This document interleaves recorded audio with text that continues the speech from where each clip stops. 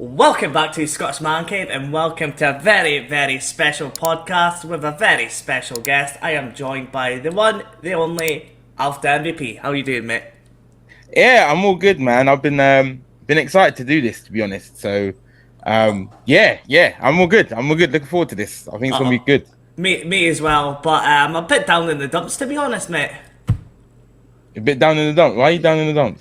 Because Aberdeen got beat 4-0 yesterday from Rangers. Oh, wait, hey, normally, like me and you have good conversations about football, but after this weekend, maybe we don't have a good conversation because 16th in the league for Man United is just absolutely disgraceful. Funny enough, just before we went live, I was actually watching some football fan content, and I'm seeing like content creators say about, Amram needs to go and all this, and I'm just like, oh, not this again, not this. Get the manager out of it. Oh, we've been here before.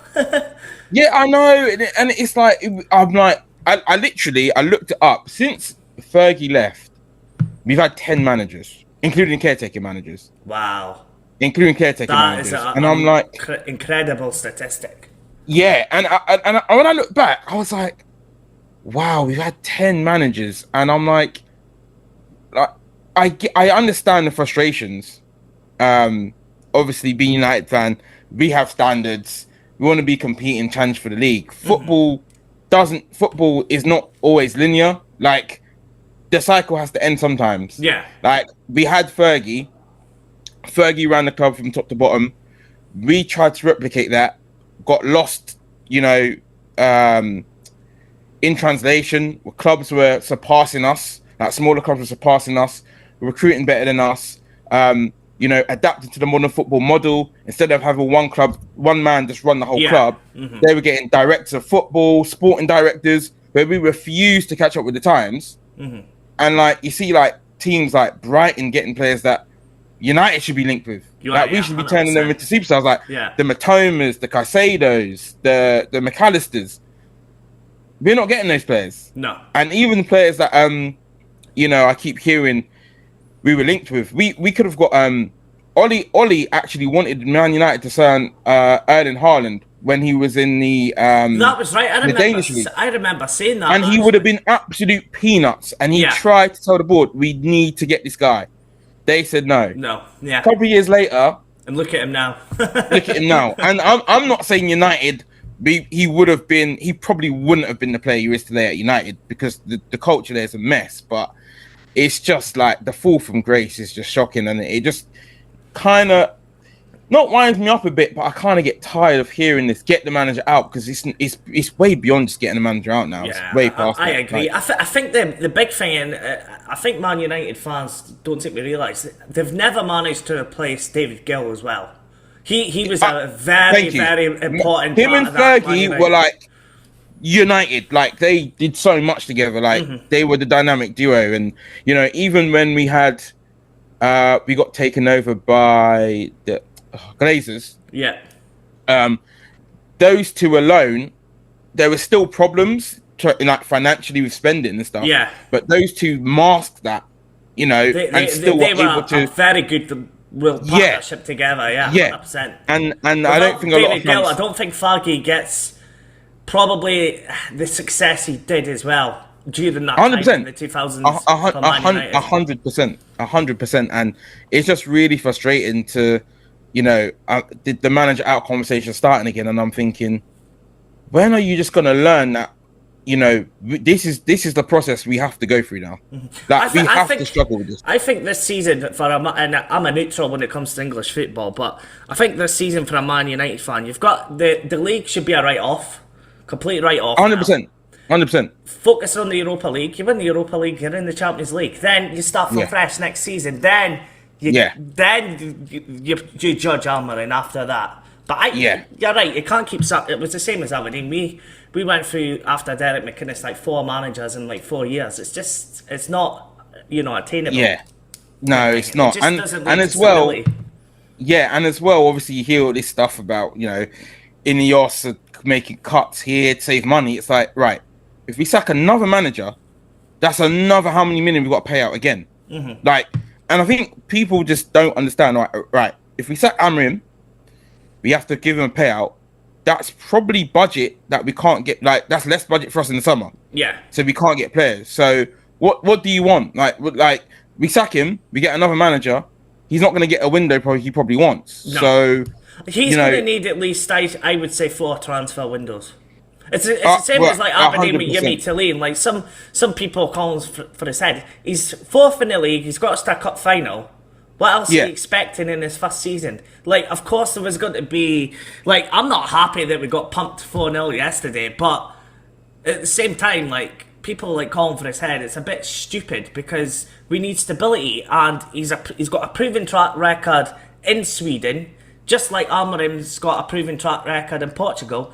Give him that 2 seasons, 3 seasons, then judge him. Yeah, fair enough. If you're like lingering around relegation, fine, sack him, get rid of him. Yeah. But if you're safe, trust the process, kind of thing. Yeah, and it's very funny, a lot of Sporting fans. I've seen a lot of Sporting fans make comments and stuff, and they said, "Give him time," because we had to go through this process as well. Mm-hmm. They were losing games, they weren't competing. It took time for him to get his philosophy across, get his players in, and we've seen him beat Man City in the Champions League. We've seen them compete. I think they've won the league how many times on the bounce, and you just got to give it time, man. If you want success, I just don't like this microwave era of football. Mm-hmm. It's like everyone just needs it now. Instant gratification. Exactly. Get any manager. Fans are the worst for it, by the way. Like, see with Jimmy Tilleen. So he took Elfsborg in the Swedish league, who have the kind of squad. He's had a lot less budget than what he has at Aberdeen anyway. Probably the equivalent of like St Johnston. And he took Malmo, which has probably got not the similar budget as Celtic, but the highest budget in Sweden by a long distance. Like how Celtic dominate the Scottish League, Malmo dominate normally the Swedish League. And he took them to the final day of the season and only lost the league on goal difference twice. And so he took Elfsborg relatively like a Crystal Palace to second place.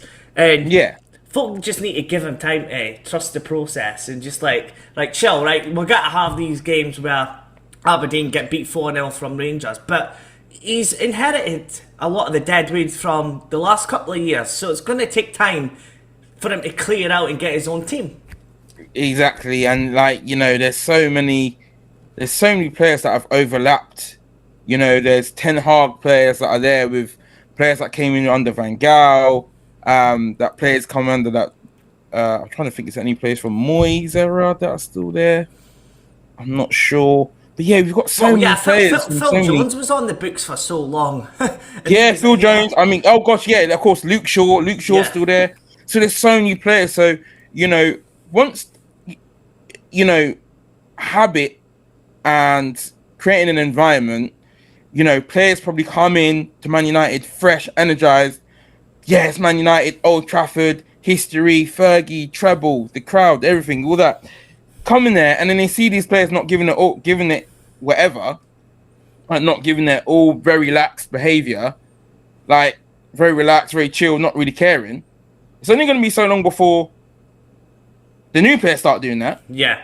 And especially and it was so prevalent under Mourinho, the player power that was there. Because he didn't want to keep Martial and Pogba. And cool. I didn't want them to go at that time, but if he wants to sell them, and I think at that time we would have got a good amount of money for them, and we could have probably invested that in that squad. Well, whether or not that money goes into the squad is a different question. But if you're gonna override the manager and his decision making to try and make the squad better, then it's like, whoa.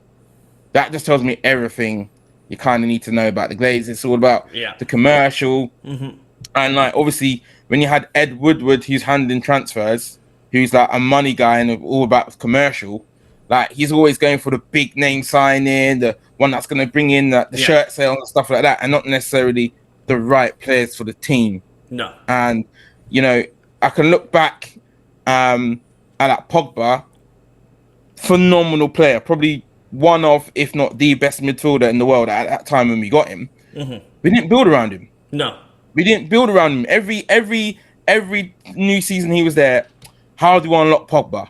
Play him here, play him there, and it's just like, yeah, it's just a mess. Well, here's a question for you. So, in my opinion, and you might agree with this, since Ferguson's left, Jose Mourinho's been the most successful Man United manager. Yeah, I'd agree. Yeah, and he had that proven track record. Inter Milan winning the Champions League, Porto winning the Champions League, winning league titles at Chelsea and Real Madrid. And I thought he was done the dirty a little bit at Man United. I thought, as I said, the player power was the reason why Jose Mourinho lost his job. I think if it was the opposite way and he had a decent director of football or whatever, I think Mourinho stayed on and he probably would have won you a Premier League or two. The football might not have been amazing, and it might have been a typical Mourinho kind of defensive kind of gritty team that is ugly to watch, but he would have won your league titles.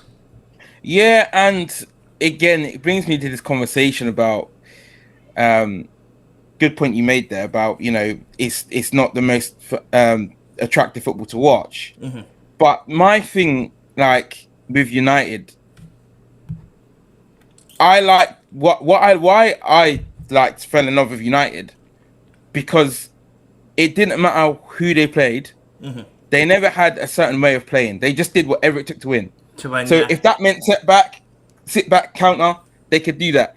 There's games where, United are doing the tiki-taka 1-2 passing. I think there's an infamous, a famous goal. Dwight York, Andy Cole doing 1-2s against Barcelona in the Champions League. That goal was amazing. It's like United was so versatile, and literally any style you could think of, they could do it. And that's why I love United. So when people ask me what style of football United played, I say winning football. Yeah. They'll do whatever it takes to win. That was the thing. So when and that's what I liked about them. When I was younger, so my English team was Man United because of the Alex Ferguson connection. Of course. Ferguson winning the Cup Winners' Cup with Aberdeen. Still the last team to ever beat Real Madrid in the European final, by the way. That's great. That's actually crazy. That's mental. And before we go into your channel, that's the reason why I still think Ferguson's better than Guardiola, because Guardiola has not won a European trophy with a club the size of Aberdeen. Yeah, and I agree. Ferguson for me is I don't like. I used to get involved in that conversation a lot. Ferguson and Pep.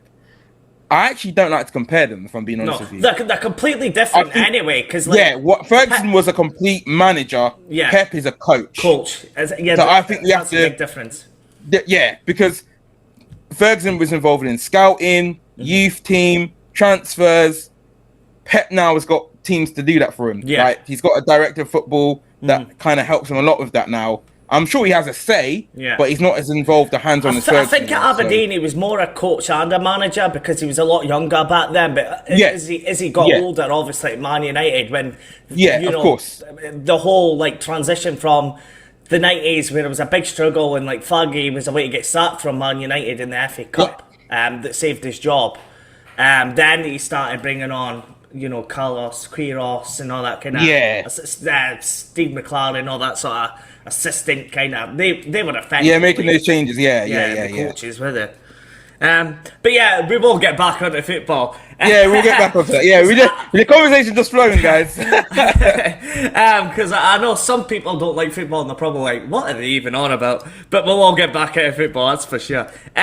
So, after MVP, I noticed today, now, this will probably be out tomorrow, so there's a good chance it might already happen, but you're one subscriber away from 400. So, what's funny about that, I hit 400 subscribers yesterday.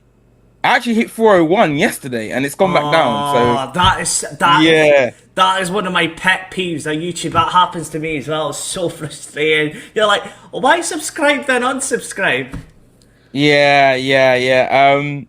So that's kind of annoying, but man, we'll hit 400, I'm sure. Anyway, guys, definitely make sure, and the link will be in the description to subscribe to Alf the MVP, because you do deserve it. But thank you, man. Where did you get the name Alf the MVP? I know the answer, but for everyone else.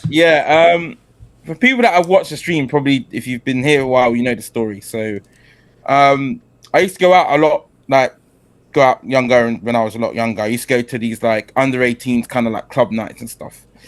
And I actually got in trouble. I got grounded for some reason. I can't remember why. I can't remember why I got grounded, because normally I'd pre-book my ticket for the event, but I couldn't. But anyway, I got released early for good behavior, so it was all good. So I was able to go. So I went, and normally there's always tickets available at the door. So I went, and because I didn't expect to go, I didn't actually know anyone that was going, but I always knew that if I went, I'd always see someone I knew, so it's fine. I always went by myself.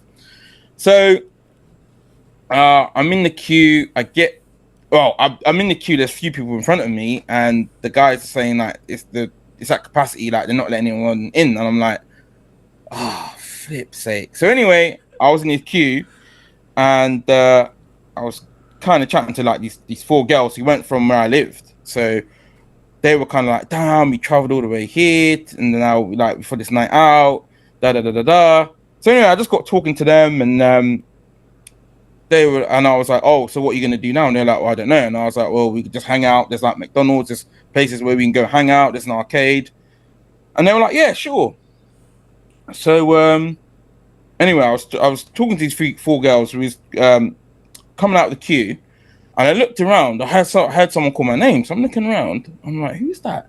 And I see one of my friends like wave to me. And I'm like, oh, what's up?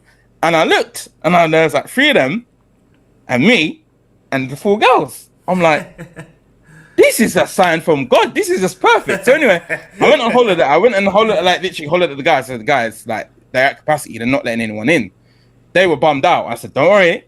Because I'm talking to these 4 girls, but there's only 1 of me, and there's 3 of you. 3 of you guys. And now the teams are now even. So if you want to join me and hang out, they were like, really? I was like, yeah, let's go. So anyway, we started hanging out with the girl. I think we talked for like maybe 4 or 5 hours, just chilling, walking around and just talking and just chilling, having a good laugh. And some of the girls wanted to get a hot drink, and there was like an internet cafe that was open, so took one of the girls there to get a hot drink. The rest followed. Some of the guys waited outside. So anyway, I went to talk to the guys outside. I offered them a drink. I said, guys, do you want anything? They were like, nah. They were like, honestly, man, this like our night went from like being completely bummed to like being a really fun night. They were like, oh man, it's great. And then one guy said, oh man, you're the man. And then another guy said, yo, Alf, man, you're the MVP. And then another guy went, Alf, he's like, Alf, the MVP. And I was like, I like that. And then since that day, that's just been like, yeah, I just stuck, and I've just kept it like, yeah, man. I think sometimes as well, like some of the best, like the unplanned nights are sometimes the best nights as well. On it, yeah, 110%. I totally agree. 110%. Like just completely wing it, and then something will happen that you did not expect. Like I've had that kind of nights as well, where like, for example, I was in Cyprus, and I went on my own to Cyprus for like a holiday. I was actually looking to try and move there at the time. This is back in 2016, and I'm just like sitting at a bar on my own, and these like 4 girls come up to me, and they're like, "Do you mind if we sit here?" And I'm like, and I'm looking at them. They were pretty hot, let's be honest. Yeah. And I'm like, aye, I've got no problem. Come and sit down. And so I started speaking to them, and I was already like chatting with a couple of it was like a Welsh guy called Leon. Stefano, he was from London. He's a London Italian, big Chelsea fan. And Connor. So I was like speaking to them, and there was like bunch of girls on my own. I'm on my own, right? Okay, guys, you want to join in? Aye, okay. So yeah. So I ended up like I had a holiday romance and all that. So I was with one girl, the other guys were with the other girls. Yeah. It was brilliant, absolutely brilliant. So the girls went home. That was a bummer. And then basically the guys went after that, and it was just me. And I was like, I ran out of money by that point. I was like, I need to find a job, and tried all the the last thing I wanted to do was like bar work.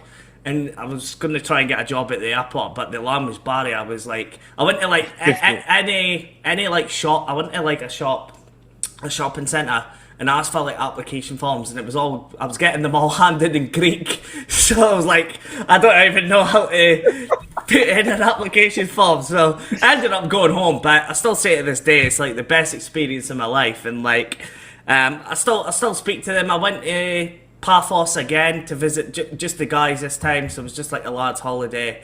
And then I've been to like Cardiff to meet them as well, sort of thing. So it's pretty cool, kind of thing. And that was just an unexpected night, kind of thing.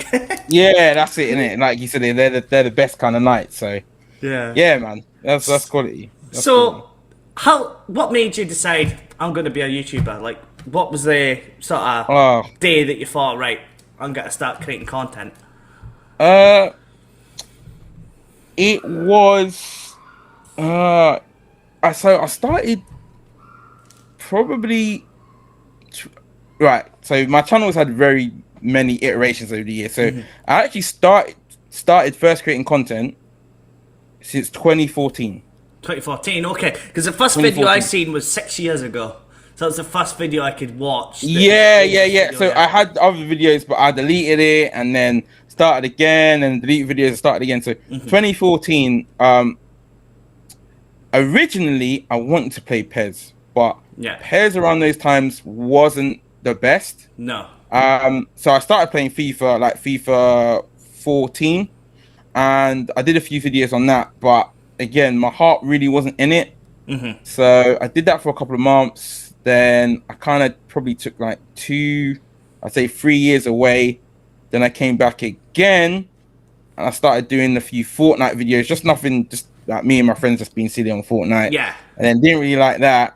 And then a few years later again, you know, I was just like working. So my family and I owned a restaurant, and I was working really long hours. Like really long hours. And like I just needed something to get my mind off work. Like, and obviously I was gaming at the time, like here and there. And I was like, no, I just need something that I could just like put my mind to, like just get me off my mind off work, because it was quite stressful. And then one night I just came home, flicked on the PlayStation, just streamed, literally on a whim, just streamed, just went for it. Yeah, I think my first stream was FIFA stream. I was playing FIFA at the time, and I think me and my friend David were just talking football. I was playing FIFA, and then I just kept doing it because I enjoyed it. It was just like a nice kind of like way to kind of just vent and just kind of relax. And then I started playing like Destiny, doing Destiny streams, and then that started to get a little bit of traction. And then it wasn't until I started playing Yakuza, because I started playing Yakuza at that time, first time I ever played it. And then there was a guy that came to my stream. Oh gosh, I can't remember his name now, which is so weird because he was in my stream the other day, and it's gonna annoy me. Oh flip! I can't believe my mind's gone blank. But anyway, he was the first person to like interact with me in my chat that I didn't know. Yeah. And he was like a massive Yakuza fan, so he was giving me like tips and stuff. So I was playing Yakuza, I was doing that, and it was like I was like, okay, I'm getting someone in the chat. It's kind of good. Then from there, just went like from strength to strength. I was like, all right, I kind of just doing it on a whim. I was like, let me start playing a game that I actually like want to play. Yeah. Like Yakuza obviously a game I wanted to play, but I was like, let me just start from scratch. Like, let me do a full like playthrough, not just a whim stream. Let me do a full playthrough of a game. And it was a couple of months before God of War Ragnarok came out. So I was like, you know what? Let me play God of War 2018 before Ragnarok comes out. So I played that. And it was doing quite well. I got like at the time I was getting like decent views on it. So I was like, all right, cool. And I'm a massive like God of War fan. Like it's one of my favorite like the original games are fun. I've not played the newer ones, but the original PS2 games. Yeah, like obviously Kratos is like one of my favorite gaming characters. So I was like, cool. Ragnarok's coming out, and then I was like, this will be my first ever like proper new game. That first stream is exciting, so I played that, and then I was getting like pretty decent views on that as well, and I was like, oh, this is pretty fun. And what I liked about streaming, because I was doing videos before, but what I liked about streaming, and I can't remember who I there was a Twitch streamer that I used to watch, and he said it. He used to stream Destiny Division 1, and that's what I used to watch. Oh, he's called Like Butter, actually. Like Butter. No, I doubt he's gonna watch it, but if he is, shout out to him. And someone in his chat said, "Why is it that you stream and you don't make videos?" And he said, "If I was to make videos and record the moments that I have on stream, it's just not the same." Yeah. And from that moment on, I was like, I totally understand it. Yeah, that Because that makes a lot of sense. Yeah. Yeah, because I remember he used to do like division videos, like division streams, and he'd get like certain roles and exotics, and it's like he just like mad hype. It's like crazy. It's like the chat goes wild. It's like, and I was like, I kind of understand what he means. And then from there, I was like, I want to try the streaming, but this was like years before I actually streamed. This was like years before I actually streamed. That I remember him saying that. And then when I started playing like God of War Ragnarok, like when I look back now, there's certain moments in that game that cool, I could have done a video on it, but it's not the same as it was in that moment when I had like a few people in the chat and they're like, "Oh my god, this is so good!" Like it's just a different feeling. It's just a complete different I feeling. completely see that as well, because like when I was doing when I had the gaming channel and I was doing like the PDC darts, they were doing like amazing views. Some of them were getting 4,000 or 5,000 views, but the issue for me was because it was pre-recorded, I was so struggling with that. Like, it was actually like I found that it's easier streaming than it is pre-recording content and like just speaking to yourself, kind of. Yeah. Well, at least with your chat, you're interacting with people and stuff. That's it. And and then from that, I was just like, I actually really like doing this, and then I just kept doing it, and then I want to say, like, I started doing it just for fun, really, just to give myself an escape. I'm just someone who loves gaming, and I was like, I'm doing it just as a release. I enjoy the hobby. I don't think I really started taking it seriously till after about when I reached, I think, 100 subscribers, and I started to notice like the amount of people I had in my chats that would engage with me, even if they'd come to like one stream. Like people would come and talk to me and do all this, and I was like, I really enjoy this. Like, there's something I could see myself doing. And then from there, I think I was like, right, I actually want to like probably take this a bit more serious. Mm-hmm. And then from there, I've just kind of gone from strength to strength. And I've noticed like every year my progress is like I've doubled. So like my first year, I think I did about 50 subscribers. My second year, I've done about 100 more. So that put me from like 100 to 200, and now it's like I'm going into like my third year almost, and now I've hit 200 subscribers before that third year is coming up. So like the growth. So hopefully it'll be 800 next year, and then Well, we'll want more than that. I'm greedy. I think you deserve more than that, in my opinion, because like man, and you know, I always say like people don't realize like how grateful I am that they come and watch me, and because I'm like people come in my stream, like some of them are younger and they come in my streams and they like they kind of say, "Oh my god, you're an amazing streamer" and stuff, and I'm like, honestly, you guys don't understand how much it means to me that you guys are here, because sometimes there's days I didn't want to stream, I've got stuff going on in my own life, and I'm actually upset or whatever, and I come and stream and my mood just changes like that. And it's like, thanks to people coming in and just chatting and asking, saying hello and asking questions, it probably just like, streaming has actually changed my life in a way I didn't think it would. And it's nice to see that it's been reciprocated. I've had like, I'm not going to say any names, but I've had messages and people have messaged me privately and said, "Oh, I've had this going on, and I'm really grateful that you're streaming, because if you weren't, I don't know where I'd be." And it's like, whoa, I didn't have any idea. Yeah, and it's great because I'm like, it's bad, but I like to entertain people, but I'm doing it because I enjoy entertaining I enjoy entertaining people, and it's fun for me. But I know what it does for me, but I never really thought what it does for other people. Like obviously I've seen it with big content creators, and they say, you know, they get like loads of DMs a day and people saying they go through this and they go through that and they're so grateful for their streams. And that I never thought it would happen to me this early in like my streaming like career. And it really is that humbling, and it really does kind of like, wow, you actually are making a difference. So I'm just turning on the camera gaming, but you're actually making a difference in people's days and in their lives. Like it's really, really, really like kind of humbling, to be honest with you. See, when I go into your streams, I know I'm getting a good laugh. I know right away, you know, we have good banter, so right away when you're streaming, we do. I know when I'm coming in, I'm getting a good laugh for you.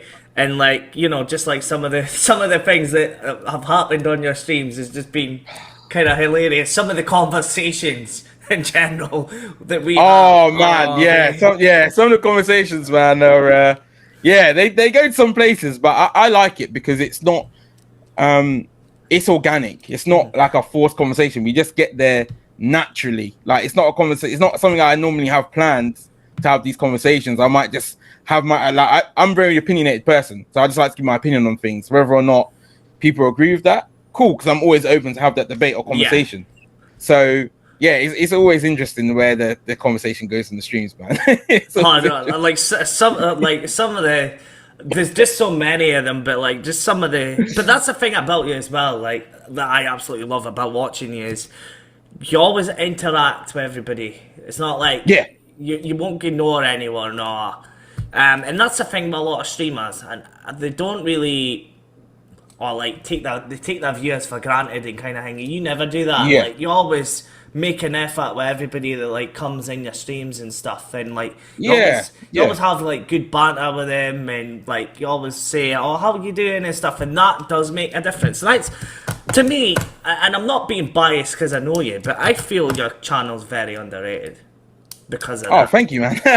Thank you. I appreciate that, man. I greatly appreciate that.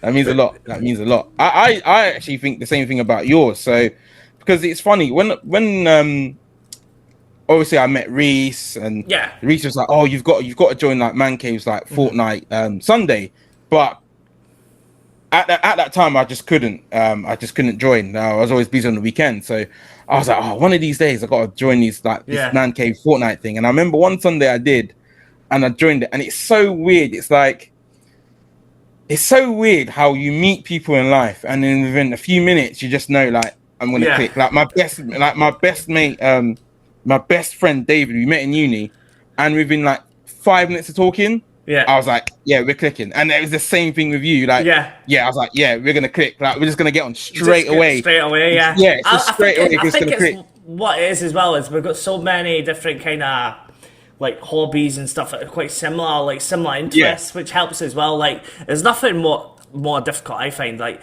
if somebody can't speak to me about football, I struggle. Like that's like the first time if I meet somebody like for the first time and like they can't speak about football, then I'm struggling to like create a conversation with them. Like that's like my go-to for any conversation with somebody brand new I meet. But that was the question I was going to ask you. So obviously I found you through Reese. Yeah. So RTB Reese was like, "Oh, you need to go and check out my boy off the MVP," and I was like, "Right, okay, I'll check him out for you," because normally I don't watch streamers or anything like that, really. Yeah. And like, as soon as I started watching, I was like hooked, and then that was it. And then we were doing the Fortnite streams and stuff. So how did Reese just come into your chat one day randomly? Is that how it started? Because I know you and Simon worked together, do you? No. It's me and Simon that do. You and Simon worked together. So Reese actually came into my channel when I was playing Dying Light. That makes a better sense. That. Yeah. So when I was playing Dying Light, he came to my channel, and then it was Dying Light or Dying Light 2. I think it was Dying Light, and then I played Dying Light 2 after, and then that's when he first came to my channel, and then he was just showing up like every stream after that. He was pretty much in there, even if it was 2 minutes. He'd come and say hello, and then, like, I can't remember what happened. I think we started doing the Fortnite, and then he asked me to play one time, and I said, you know what? Yeah, I'll let him join and play Fortnite. So we again, same thing with like me and you, and me and Reece started talking. I was like, yeah, we're gonna get along. Yeah. Although he is a Liverpool fan, I was a bit like, that's a bit disheartening, but we can make it work. We can make some exceptions. But yeah, we just got on, and we just have a good laugh and good banter, and yeah, it just kind of just flowed, and now it's just grown into this little community we have between like me, you, Reece, Adam, Simon. It's just grown, and it's like pretty cool that we kind of, I wouldn't say we are like we all do the same thing, but we all do it very differently. Yeah. Yeah. And I think we all just kind of like inspire each other to just create better content, if that makes sense. I think that's the thing, yeah. Everybody wants everybody to do well, kind of thing. Yeah, 100%. Yeah. So yeah, and it's fantastic, to be honest. Like through you and Adam, I've met like Connor. Like Connor shows up now to my streams now, says hello. Smith starts in queues. What's up, Smith and Darts in queues? He'll show up and say hello. And yeah, it's just really cool, man. It's just really, really cool to. Yeah, like when I started doing Scottish Man Cave, because I had the idea in my head for a couple of years before I actually started doing it myself, and I never thought that this conversation would be happening. For example, like I never expected to, as you say, have that community of like friends that are content creators that do similar things but do it in different ways and all that. Never in my when I first started doing this, I thought that this would happen. Which no, 100%. It's so amazing. Like, so honestly, like, I appreciate you guys always that are watching, and of course, Alpha MVP as well. Of course, man. Appreciate everyone. So Alf, we kind of touched upon it before when we were speaking about subscribers. So you were at 399, you went up to like 401, now you're back to 399 again. Guys, make sure we get Alf past that 400 mark. Oh man, I know we're going to hit it today. It's fine, fine. I know we'll hit it today. But yeah, if not, anyway, guys, make sure you definitely check out Alf's channel. But yeah, going back to that, like some of the like frustrations with YouTube and stuff, like what is your kind of like biggest frustrations or like challenges with YouTube as a platform? As a platform, the notifications are absolutely horrible. Like the notifications I find are so off. I used to have a lot of channels notifications on, but I'd get the notification, like especially for like sports stuff, streams and stuff. I'd have the notification on, get the notification, streams ended, videos ended, and I'm like, what's going on? They've got to sort out the bots. I've started to get a few bot comments. Have you been getting bots? Have you? Yeah, I've got one about like some like financial stuff, and I've got 2 or 3 bot comments. And I'm like, oh, for goodness sake. Wow, I've never had that yet. Yeah. And it's like, it's got nothing to do with the video. I'm like, I don't understand why this comment is even here. So that notifications, the numbers sometimes are a bit weird. Like I was at 401 yesterday when I came off stream, because even during my stream, I hit 400. And now I checked this morning because I was going to do a post.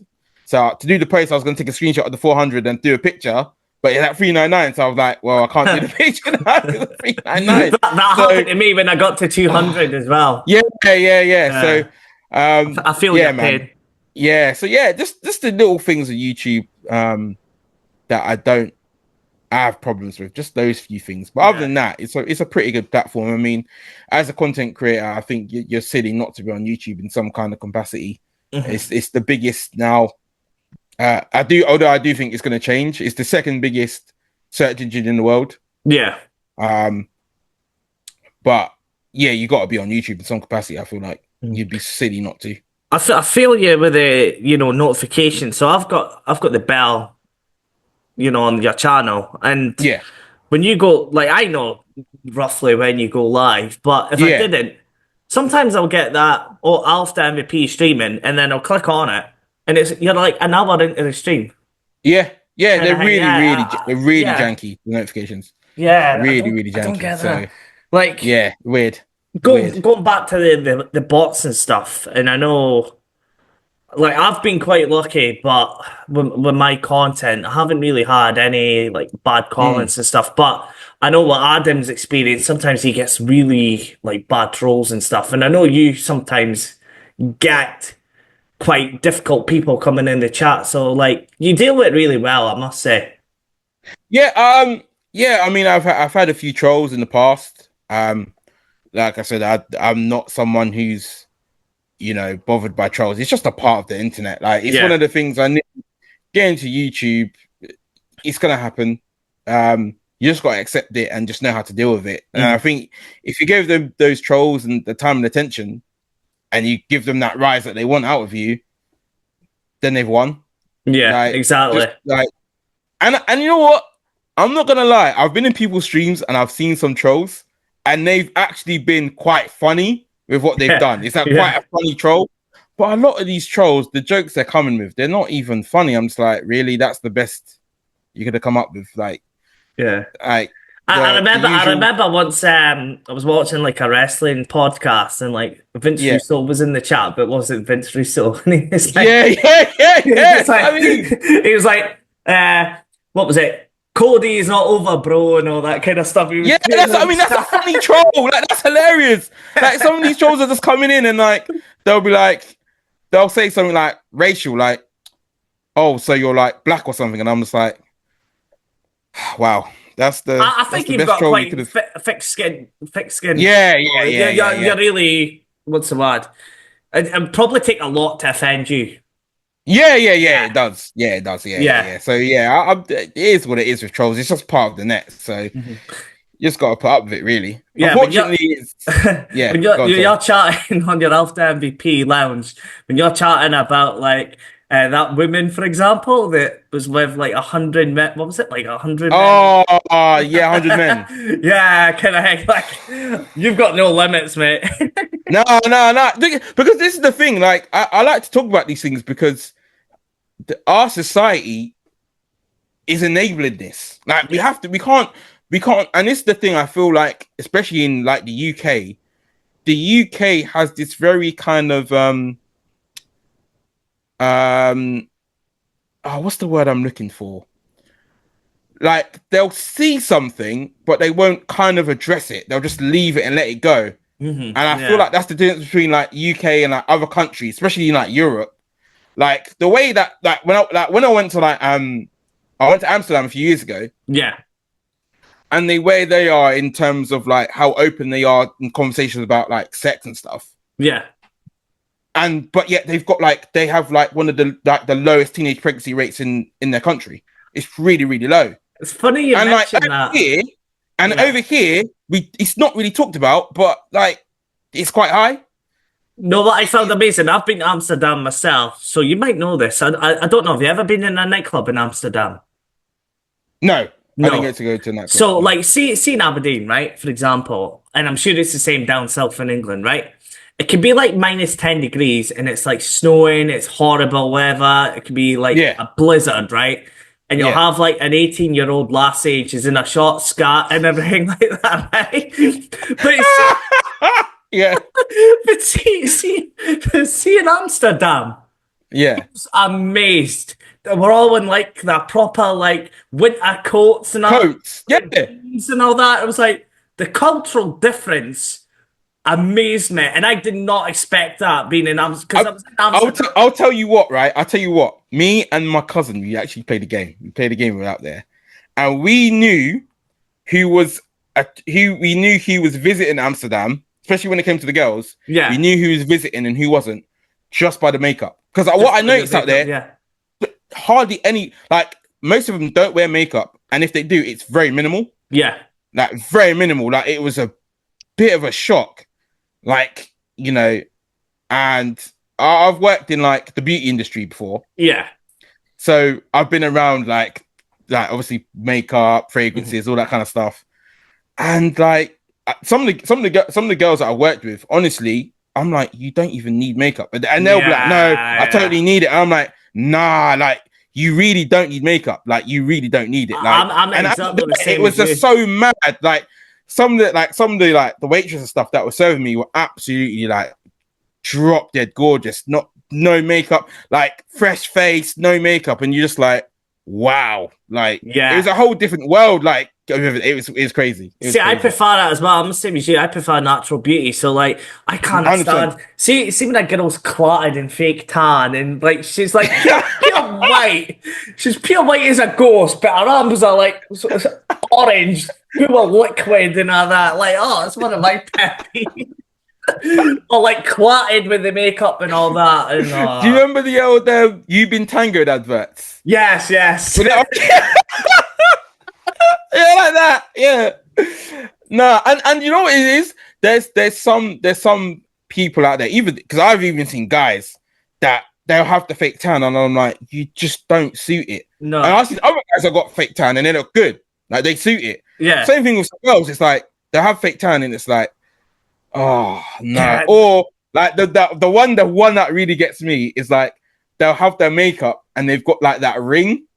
Oh, where like their neck is like completely pale and like they don't know how to match that.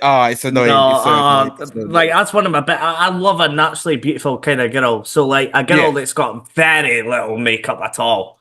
100%. I think that's better. But see that, guys. This is a beauty about speaking to my good friend after MVP. We just speak about topics that I never. I don't know how we got here. Yeah, this is how it is, man. We don't know how we got here, but we're here. So yeah, yeah. But no, just the cultural difference at like Amsterdam. Oh yeah, massive. And like Poland, especially the more eastern you go compared to like here. Like it can be a blizzard here, and there's like a lassie with a short skirt and like high heels and stuff. It's just it's crazy kind of thing. I don't even know how do we segue from there. I don't know.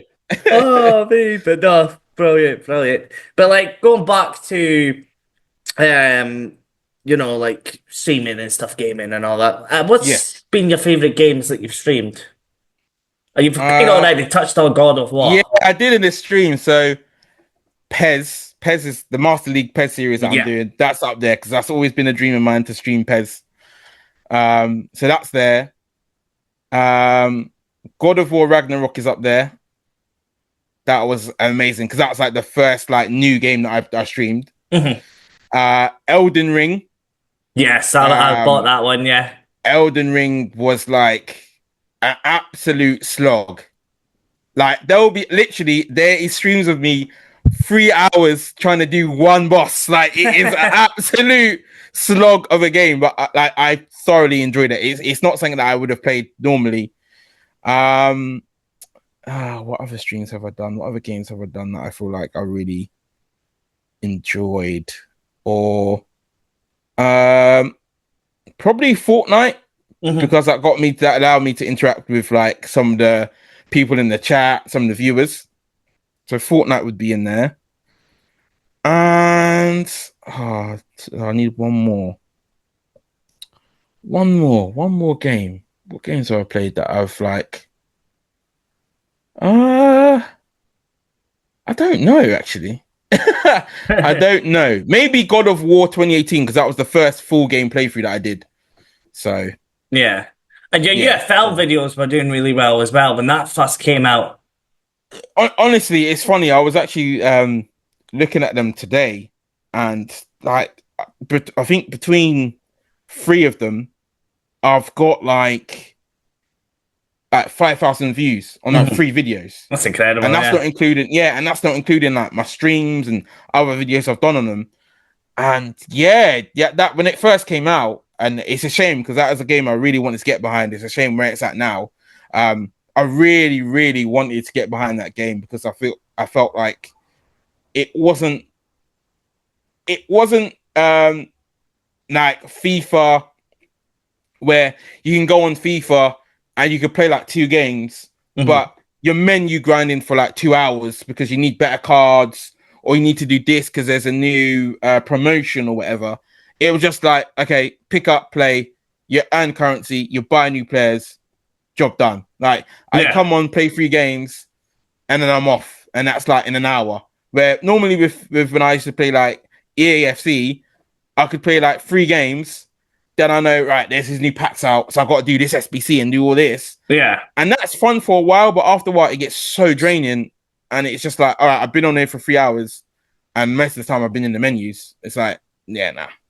But that's the reason why I've never really like. I tried Ultimate Team when it first came out, when the first FIFA was out. But after that, I was like, nah, this is too grindy for my like, and I'll stick to my career mode.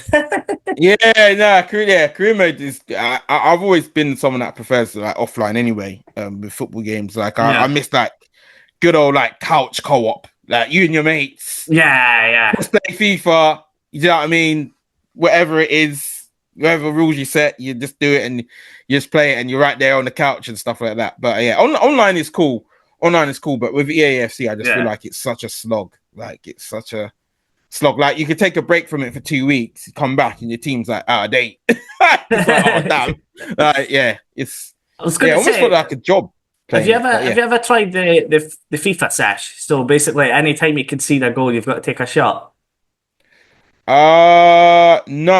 I have not, because if I did, I'd probably be in hospital. So, yeah, no.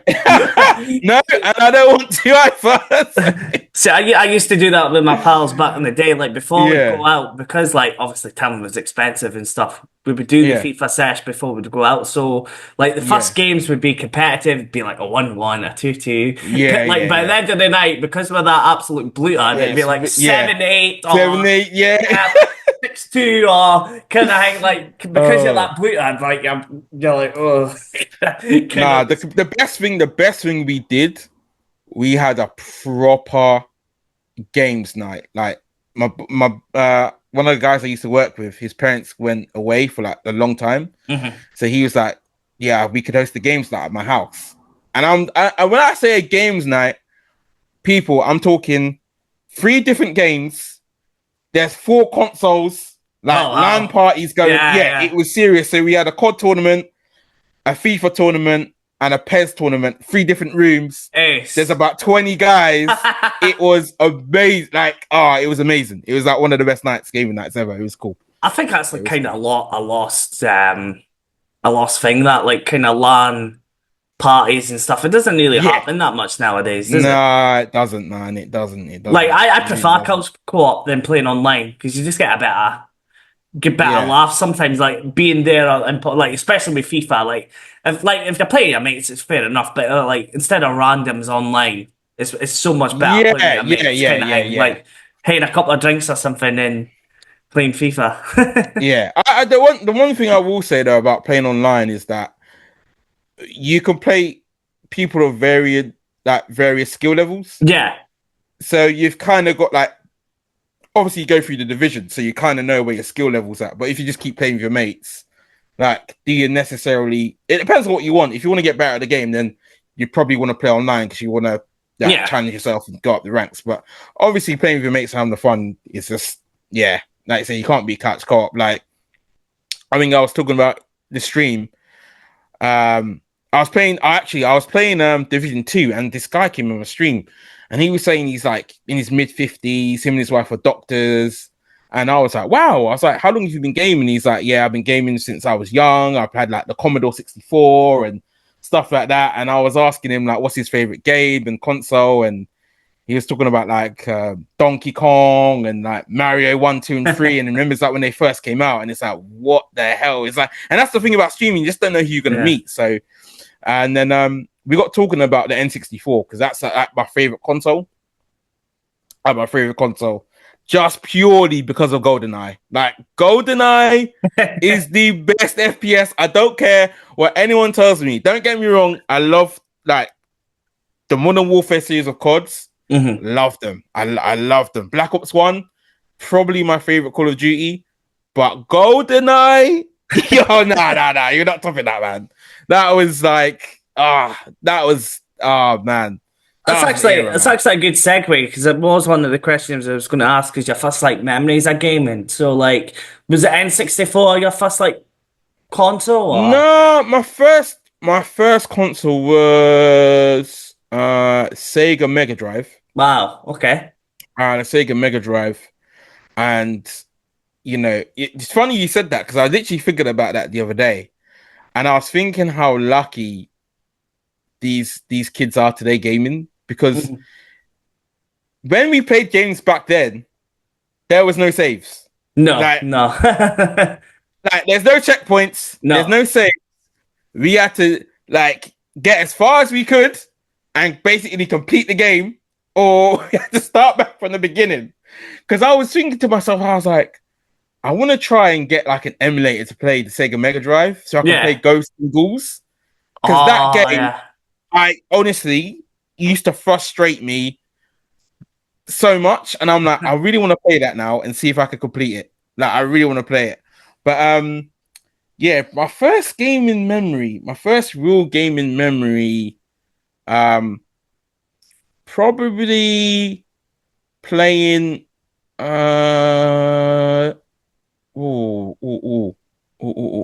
probably playing like Sega Mega Drive. I used to play speaking of first person shooters, I used to play Unreal Tournament online. That's way back. I'm talking like dial-up days. Yeah, I used to play it online. Yeah, I used to play it online a lot. I used to play chess online. Thing, like when it came to like PS2, I grew up with a PS2. Yeah. I never played online. The first time I played online was When I played online. Like for PC, I used to play that on PC online. Yeah. I used to play chess online as well. You good at chess, yeah? I used to be pretty good. Yeah. I used to be pretty good. I've not played it now for years, so I'd probably like suck. Yeah. I used to be proper into chess. Here's a little fun fact for everyone watching. I was actually a Scottish youth champion, believe it or not, at chess. Oh, okay. In primary school, anyway. But only went to go to chess so I could get a 50p from the tuck shop and a juice. Fair enough, man. But actually, I won the Aberdeen tournament, and then I qualified for Hampden, but to play at Hampden Park. Oh, okay. But I sort of like gave up just before I was due to go to the final. But I was like one of the favourites to like win it. But like I used to play quite a lot. I think where was it? I played it like Murrayfield. Was it Murrayfield? Okay.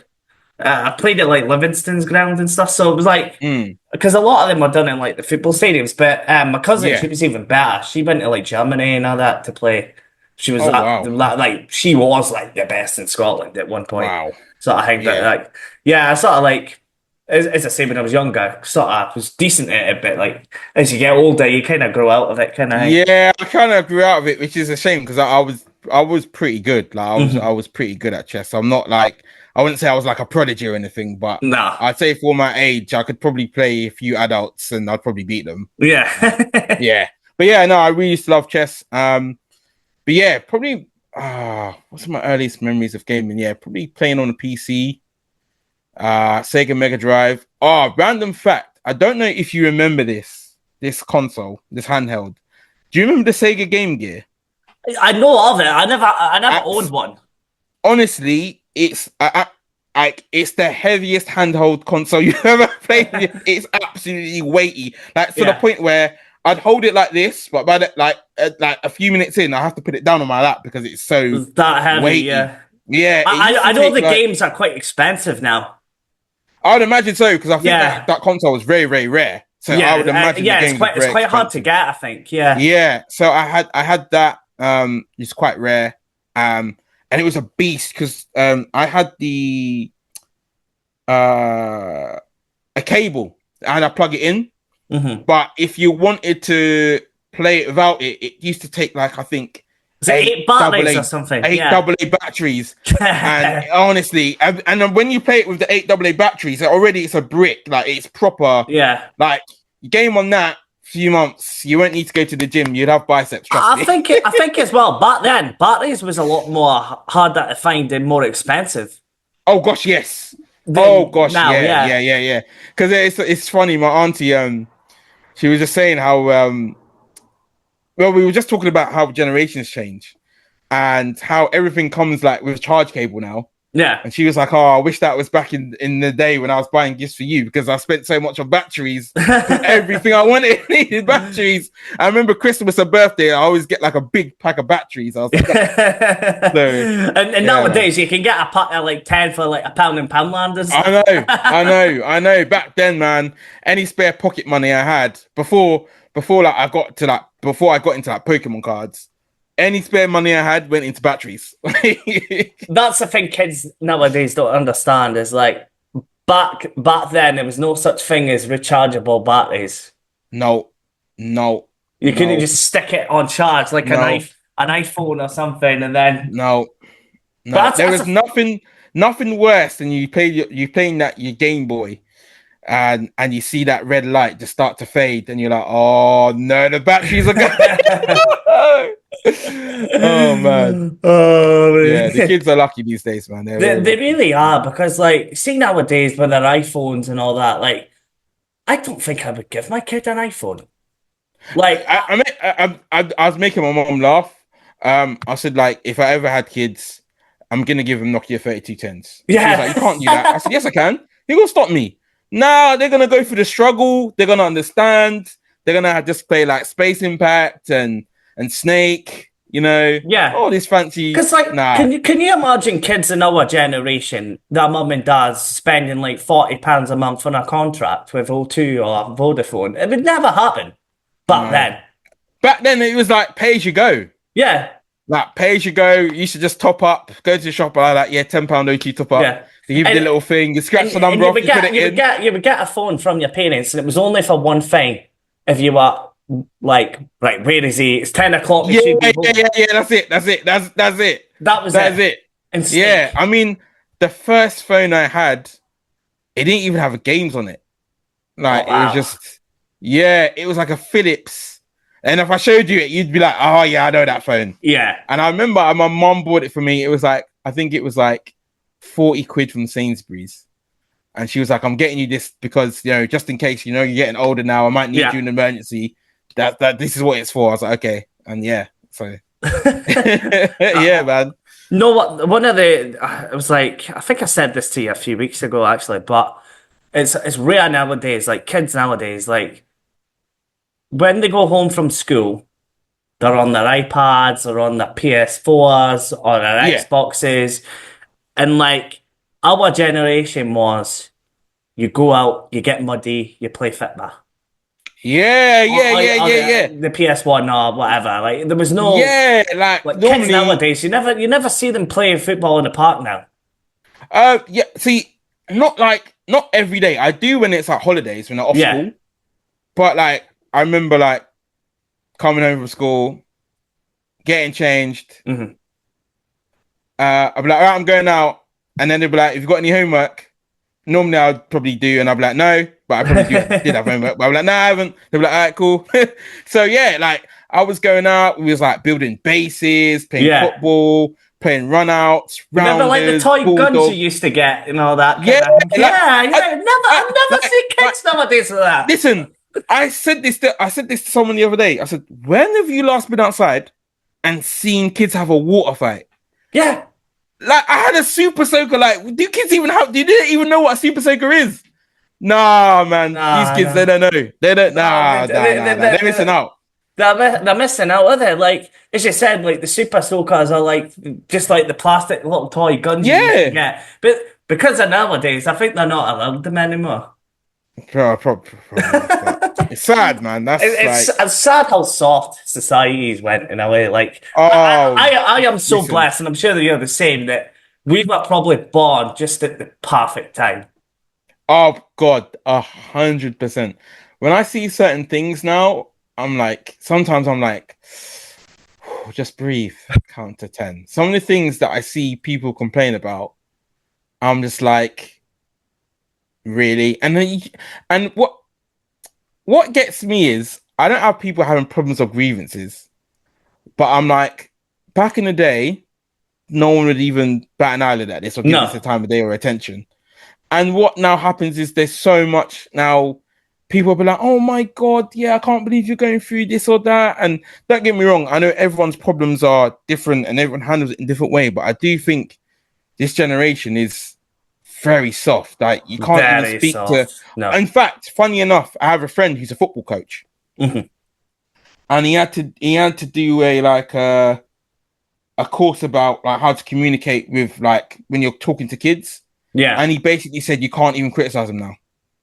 You can't criticize them, and it's Yeah. like, how if you can't criticize them, how are they gonna get better? How are they gonna improve? Like, he's like, yeah, you just have to use the word development a lot now. You can't like just say, oh, like you. I was just like, wow. I was Yeah, it's wow, like this is crazy. everybody wins mentality kind of thing. Especially in the Yeah, like States, it's quite bad for that as well. yeah, I don't like I know the school like a lot of schools are doing it. I don't know if they still do it now, but just giving out like participation prizes, Yeah, like, yeah. oh, give you a certificate for participating, like no. And I think that's a bad mentality to give kids because that's not how real life works. Hmm. The whole point of school, yes, we're there to learn, but we are there to kind of get a learning and grasp how the real world works. You Yeah. know, there's a reason why school hours are set from like 9 to a certain because that's normally like a working day. You Hmm. get your lunch break, you get a break. That's like a working day. I'm not gonna get a certificate for saying, "Oh, well done for your shift today, mate." Here's a certificate at the end of your shift. No, I'm not gonna get that. Do you know what I mean? Like, it annoys me. Like, Yeah. and I think like going back to football, I think that's the problem. Like I've seen that over the years kind of seep into like football and like with like the England national team, it's like, oh, well done, they got to this final, and it's like, no, We should have won right, they've it. got to the semis, they got to the final, they've got the players. Why are they not winning it now? Like we need to want more. You know what I Yeah. mean? Like I think I like just don't like that the mentality. competitive like it's taken away like from kids the competitive edge. So when I was at school, right, a lot of the time I would get put in the with the crap players, right? So Yeah, I was never the best player, but I had an engine. I was probably one of the fittest people in my year. yeah, Um, I was so fit. So obviously I was doing a lot of running. And so I was always put in the cap team, but like my pal still goes on to me and because I'm quite nicey. People quite see me as like a kind of, I don't know, an easy target or something because I'm quite yeah, polite and all that. But yeah. I can have a scary side. So my pal always, anytime I see him was like, oh, I remember when you shouted at me because he was not into Yeah. football, hated sports. So we'd be playing football, right? He'd have his hands in his pockets, just walking about. Oh my god. That's the kind of players I had in my team, right? Oh, lose it. So he's like walking about in his pockets, and I'm bearing in mind at the time as well was I got a wife fancied. I really liked her, and I had to win in front of her, right? Yeah, yeah. Yeah. Oh man. So what I also added to it was against like more popular kids that were spoon fed and all that. I just Yeah, like yeah, yeah. they kind of liked me, but I could not stand them. so Yeah, yeah, yeah, yeah, so yeah, yeah, like yeah. a lot of the time, so it was like playing against them. There was like other guys that were like overweight and stuff, but we'd make an effort. So I would encourage them. But a lot of the time, I was like, John, get your hands Yeah, out yeah, your yeah, yeah, yeah. pockets Okay. and chase Yeah, yeah, that yeah, yeah. ball. And by the end of that time, by the end of the year, he was actually playing. And Yeah, he was like, I remember when you were like shouting at me because I was a captain, yeah, essentially. Like I was a leader on the pitch. Like I was never yeah, like the guys I was playing against were a lot better than me. yeah, But just with that effort, determination, there was a couple of yeah, times that we would beat them. And yeah, yeah, they were yeah, pissed. They hated it. They yeah, absolutely yeah, despised losing against well, essentially it was me, it was single handedly just yeah, getting them over the line kind of thing. But I absolutely loved that competitiveness because it was like obviously I was impressed in that Quine, but at the same time as well, I was like, I hated losing. I fucking hated losing against them. yeah. I hate these, and a bit similar to yourself. I think like people like see me a bit similar to yourself, a bit because I'm just nice, polite, just keep myself to myself. But there's one thing about me: if I'm like playing football, or especially if I'm playing basketball, Hmm. I want to win. Yeah. Like, my mentality is, it's probably, guys, you're probably gonna call me a madman, okay? If I'm competing, like it could be my brother on the other side, it could be my mom, it could be my auntie, it could be my sister. If I'm against them, I have to crush them. Yeah, I have to crush them. I have to totally destroy them. I know that it's probably not the best mentality to have, but I have to destroy them. Like, I have to. And it's funny because my brother's the same as me. Mm-hmm. So we've played like basketball against each other, and it gets physical. Like there's cuts, scrapes. Like we fall to the floor. Like very, very similar. So I remember at school, we had an away game, and honestly, we were bigger, stronger, more athletic than this team, and we lost. Oh wow! And I absolutely lost it. Like I went ballistic, and no one had probably seen me that mad before. Yeah. So I was like taking a mick. I was like taking a mick at certain players. I was like, you're like the tallest player on the team. You let the munchkin get a layup up. You can't block. What's wrong with you? I was going absolutely mad. Like on the bus, I was going mad. So much so, like the whole bus ride, after I had said my rant for about 10 minutes, everyone was just quiet the whole bus ride home. Really? Yeah. Everyone was quiet. They just didn't know what to say. Destroyed them. I just went off. And what's funny is, like with me, like once I get my thing out, I'm calm. I'm good. So we get off the bus. They're like, "Yo, you good?" I was like, "Yeah, man, I'm fine." Like it's like nothing now. It's done, innit? It's like I had to get it out. Yeah. But I'm like that on the court as well. If I don't see someone like a bit like yourself giving their effort, I'm like, "What the hell are you doing? Like, what's wrong with you?" Yeah. I've had the actual almost like I've had a few fights with my own friends. Yeah, on the court if I don't like what they're doing. Me and my good friend David, we used to play football together at uni. Mm-hmm. We've had arguments on the pitch. Yeah, like we had full on heated arguments to the point guys think we're gonna fight, and I'm like, nah, we're just competitive. Like we just want to win.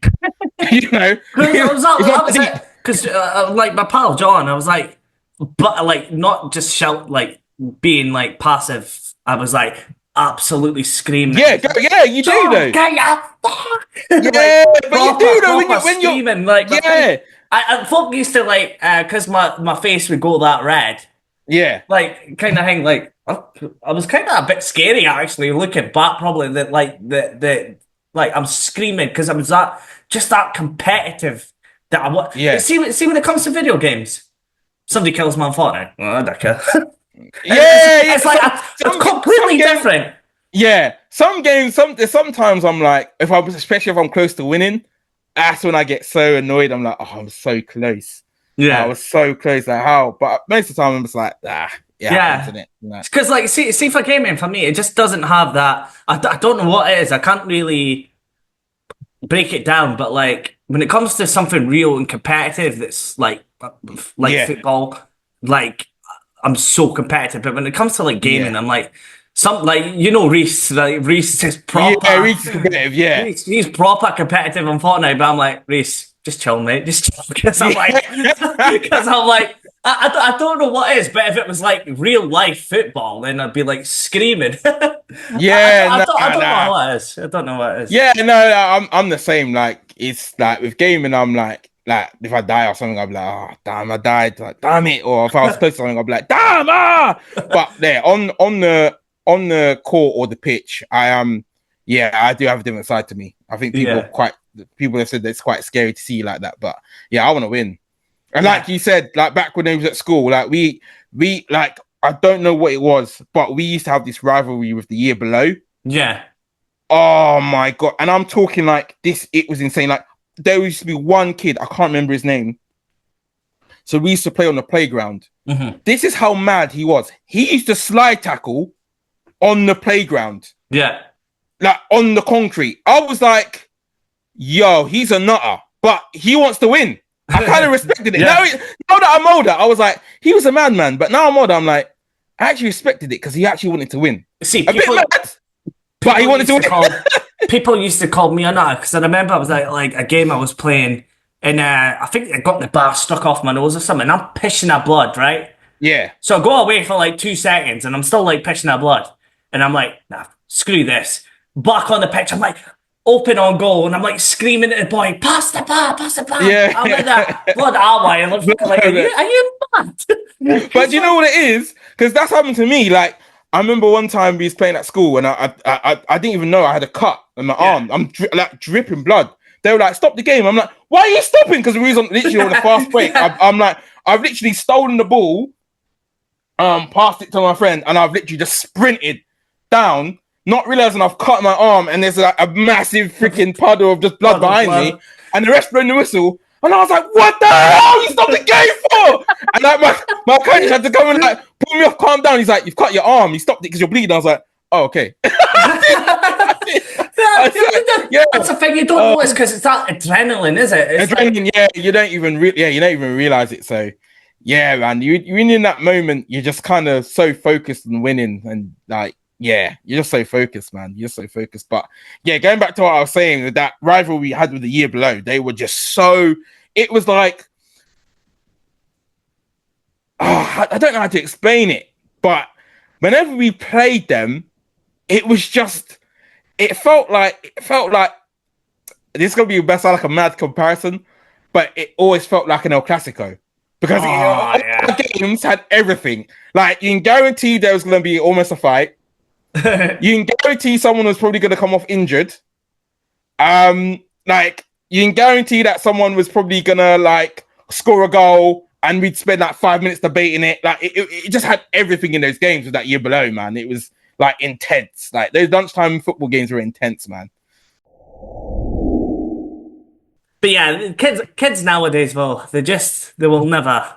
I don't think they'll have that competitiveness again. Nah, it's sad because I think it's a good thing to have. Like, yeah, it's good to have that kind of competitive edge, and you don't have to have it in everything, but in certain things, I feel like you need to have that competitiveness. Like, even with me, even with streaming, like, I'm like, I'll see someone do something and I'm like, yeah, I gotta do that. Like, I gotta stream, or I gotta do a video, or like, I just feel inspired to do something. So. Yeah, kind of motivates you a little bit. I'm kind of the same, like similar content creators to me. I'm thinking, I can do that better. Or like, when it comes to like the charity shops and all that, I'm like, how can I improve myself, sort of thing? Like, what could I do better than what they're doing that's successful modernly? But that was a question I was going to ask you as well. Is do you have like ambitions to like eventually be like a full-time streamer? Yeah, I mean, that would be like the dream job, wouldn't it? Like, to be a full-time content creator, that would be the dream. I would love to just do this full-time.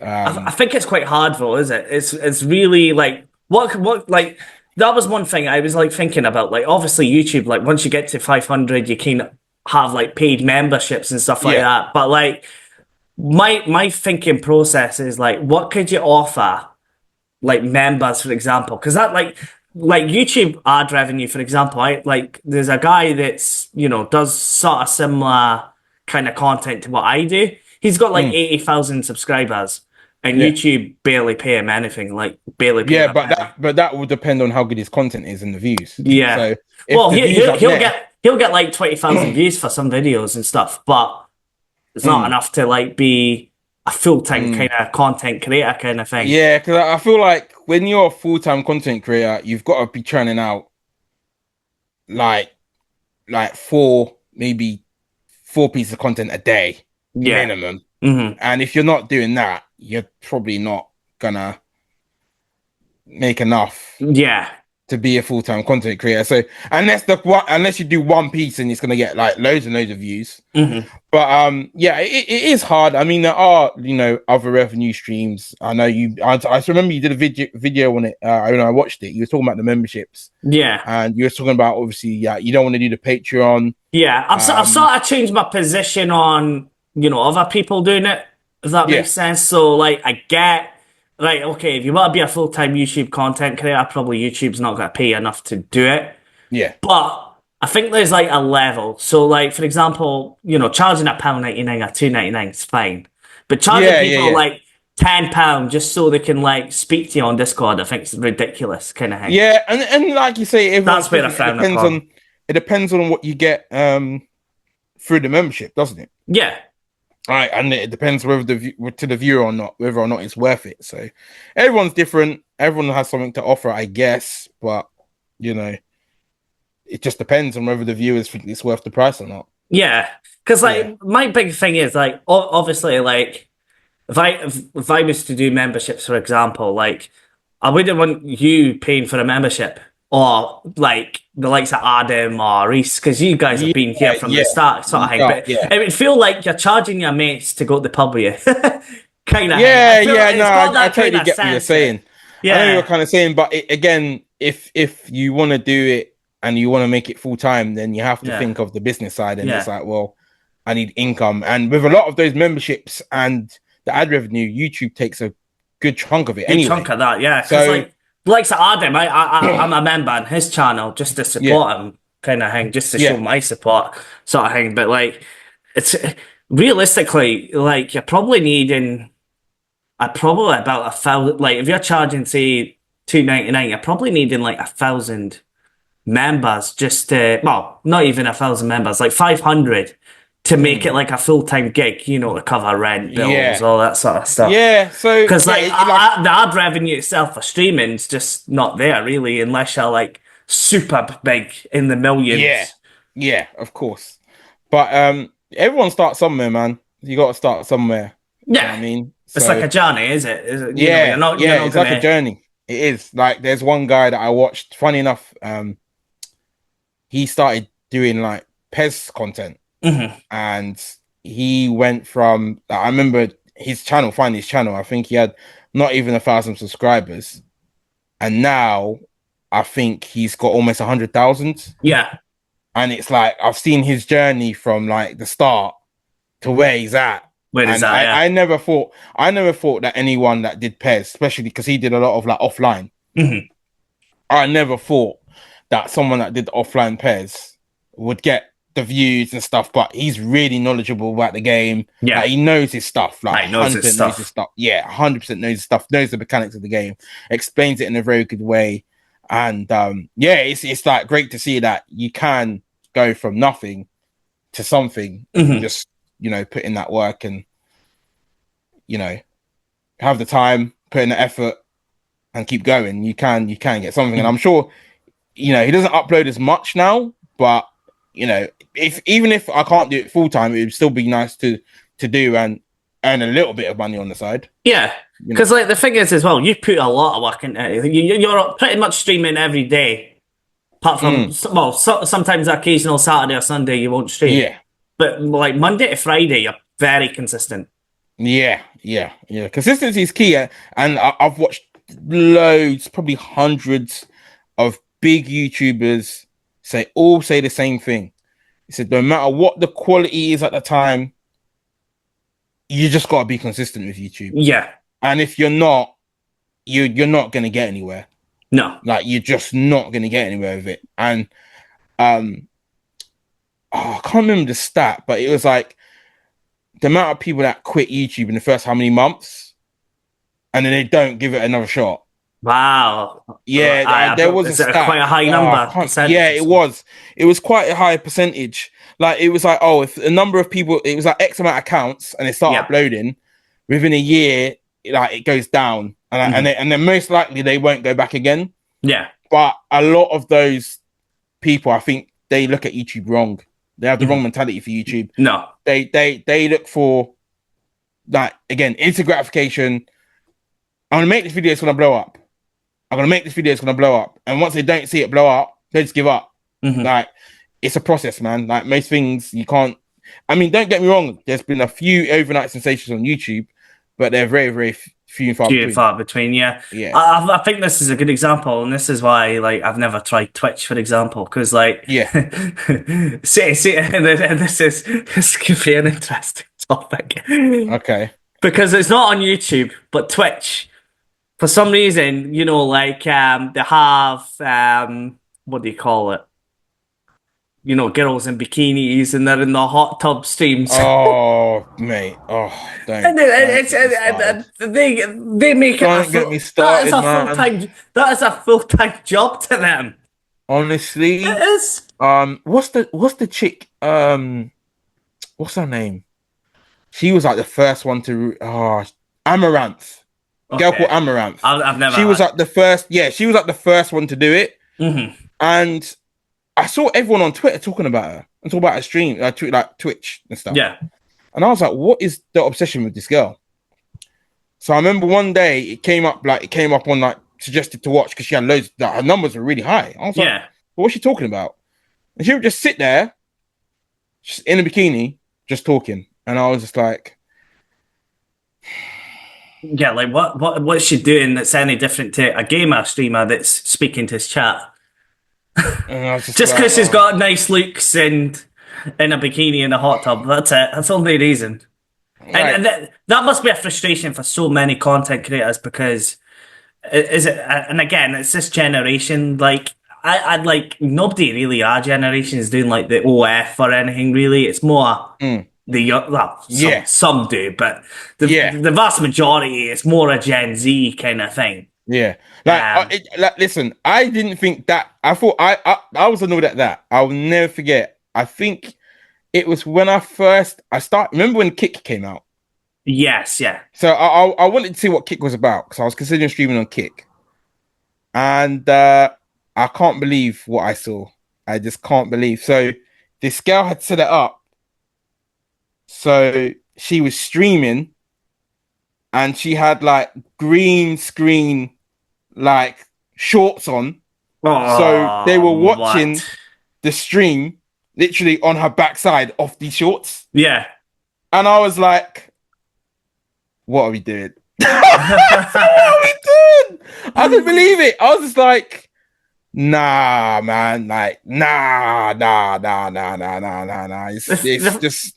The thing is, though, these kind of girls and stuff, they've got their audience, and that's sad, lonely men. Literally. Unfortunately.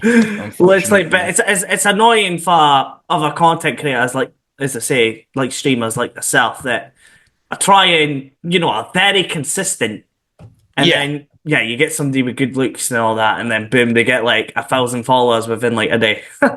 Yeah, and it's funny because there was a female streamer, and she said that she feels like she said, I want to be correct with my words. Don't know if you heard of her. She's quite a big streamer called Pokimane. Oh yes, I've heard of her. Yeah, and she made a comment a few months ago about she feels like something along the lines. It feels like there's like when will there be a big female content creator? Because right now she's like ISO Speed and Kaisa Nat are just dominating, and she feels like streaming is very male dominated. And I'm like, streaming's always been male dominated, number one. Yeah. Because I remember when I was talking about Twitch. So I've been watching Twitch since literally its inception. And I remember it was like, oh, you're a nerd, you watch Twitch, Twitch streaming, no. Everyone now on Twitch. Like, on Twitch, there's political people doing political commentary on Twitch, IRL streams on Twitch, like everyone's on Twitch now. And that's cool because platforms grow, they change. It's kind of lost its identity, but I understand that to grow, they had to kind of change where the direction. So each to their own. I'm not mad at that. But streaming to me has always kind of been male dominated. Yeah. Because most gamers are probably male. Yeah, I would say at least 75. Yeah. I would say. Like our comments, I was kind of like, well, I don't know a time when streaming was female dominated. I found the whole comment was just a bit off.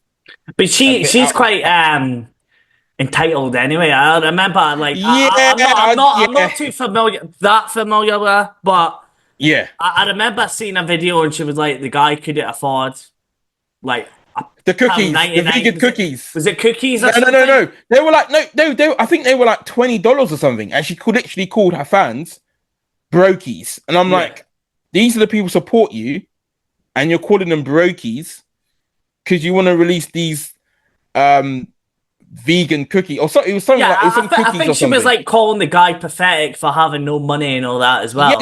Yeah, and I was just I've seen like, something like that. these are the people that support you, and that's how you're talking down to them. Like, yeah, I didn't like that. I No, didn't like that at all. no. And I But think yeah, she kind yeah, of go on. like, again, uses her looks to her advantage a little bit. Going by like some of the videos I've seen in terms of like, Have you, you know how we was talking about, you know how we was talking about girls without makeup? yes, yes. So I can't remember what happened, but she did a campaign where she streamed without makeup. Right. If you can Google it now, put in Pokimane without makeup. Right. I would love to see your reaction because I will never forget what I saw. I was like, oh my days. And I went on Twitter Yeah. and I saw the pictures. I saw a few tweets. I said, I'm logging off. I ain't involved, man. They was going in. Holy shit.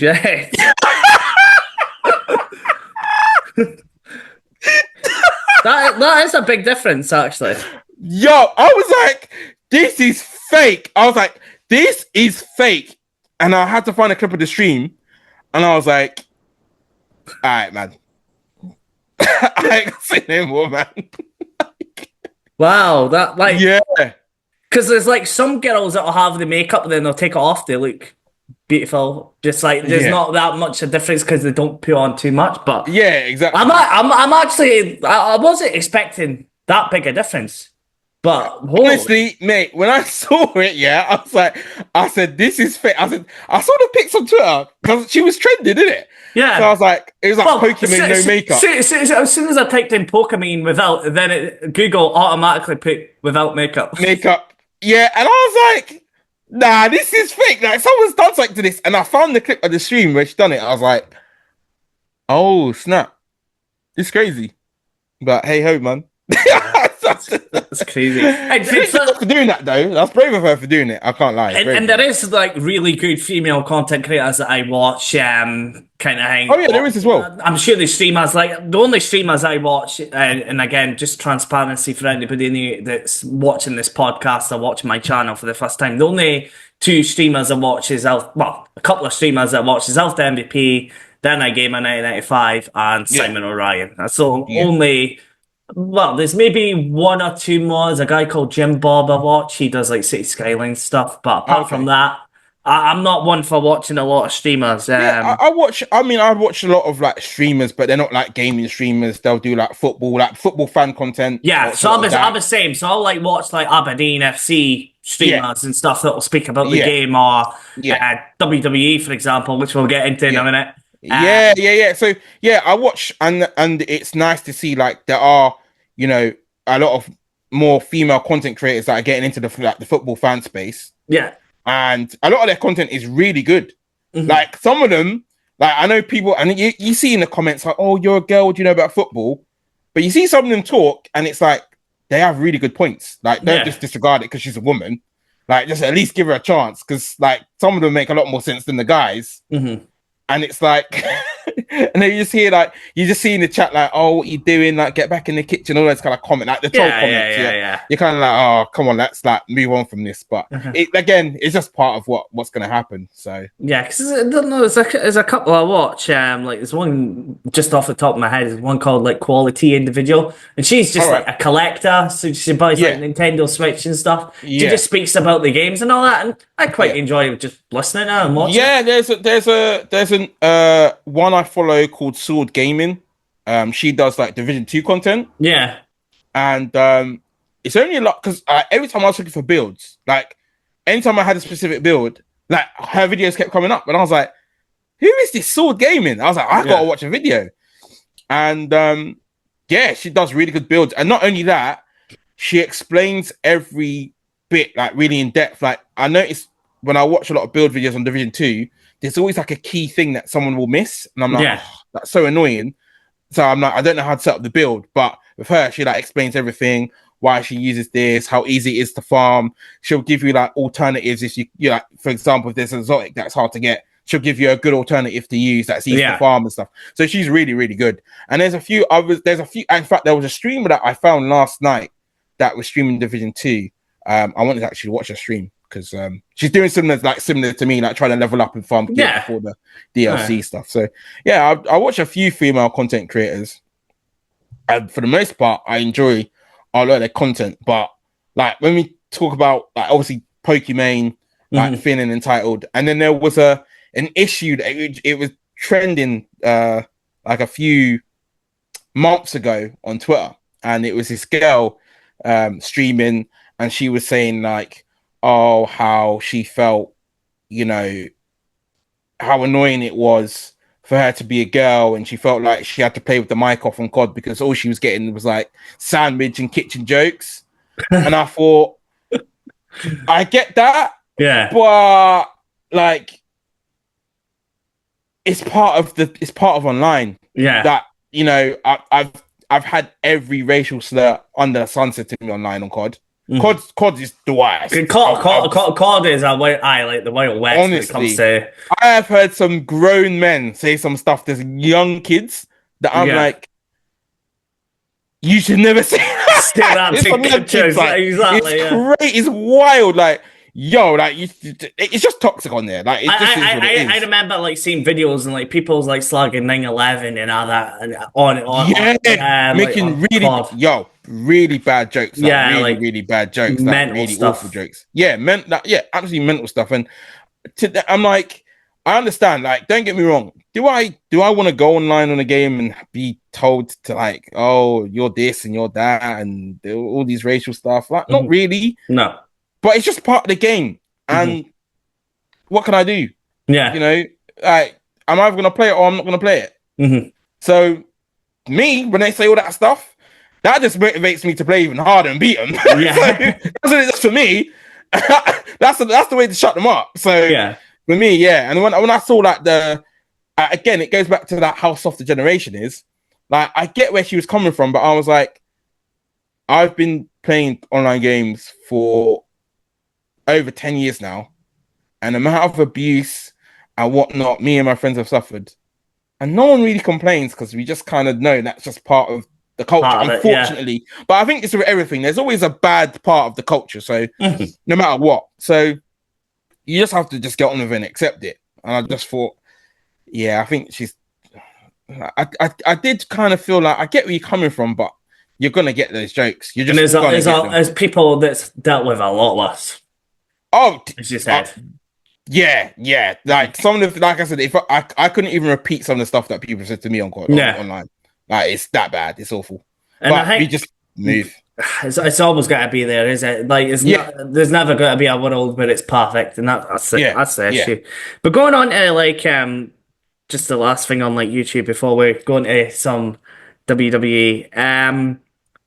So I was like looking at my YouTube analytics and stuff, and I noticed I'm 99% male watchers. So like I've been like saying, oh, hi guys and stuff. Obviously guys for some reason in my videos. I don't know why. Can't to this day. But guys isn't just it's like just like hello everyone kind of thing, isn't it? You don't say guys just thinking like hi men. It's like men, hey guys, like it's a word to say to everyone kind of thing. Yeah, so I get what you mean. I don't know why, but this week's vlog, I'm like saying guys and girls. And I'm like, why am I saying this kind of thing? I think it's because I'm like, I'm wanting more females to maybe watch my content as well, but I don't want it just to be male dominated. But although the vast majority are going to be males that watch my stuff anyway. But I just found that like quite interesting. But like for your channel, have you seen any like unique countries that have watched? Like, because I've got like Uzbekistan and all that. Have you ever looked on that YouTube analytics? Not really too rare, but I've had people from like Croatia, Malta watch me, and I'm like, what the hell? Yeah, like, India. I had a lot of Americans. Like, I had someone from Texas. Yeah, someone from recently watched me. Someone from. Oh, and funny enough, you talk about girls. There's been a girl, a female in my streams recently. Who plays Division 2. All right. And she's been giving me like advice on builds and stuff. She's really good because all the builds that I've used are like they've all been really good. She's from the Netherlands. So yeah, it's just cool. It's just crazy to. I had a guy from Georgia. from like Georgia to South in America. So yeah, it's just just get random people just watching. Yeah, because like for me, I thought, all right, I'm Scottish man cave. I'm only gonna get Scottish people. Yeah. Kind of thing. That was my first thought when I started. Maybe like UK, but Yeah. I never thought I'd be getting like people from I had a guy from like India and all that. Yeah. America, as you said. Yeah. I had quite a lot of Americans. I'm not surprised at that though. Yeah, big shout out to American, Canadian, Australian, New Zealand, in particular, like mostly the English speaking kind of countries I've been getting. But as I say, I've been getting I think there was one from Uzbekistan. Like, yeah, who the hell in Uzbekistan is watching me? You wouldn't think that, would you? But again, you just never know who's watching. You just never know who's watching. You never know. No, you never know. I've noticed as well, I'm not going to name the names, but it's some really big YouTubers that I was watching years ago that subscribed to me, and I'm like, bloody hell, they just subbed to me. I'm like, what? Yeah. And I'm sure you're the same. There'll be a couple that you're like, oh, yeah. I had one pretty I wouldn't say he's big in terms of YouTube, but he's a reasonably sized channel. Yeah. And the fact that he was even watching my channel, I was kind of like, whoa, what the hell? That's kind of crazy. I was like, why are you watching my channel? Yeah. It's kind of mad because you just don't expect someone of that size to watch your channel.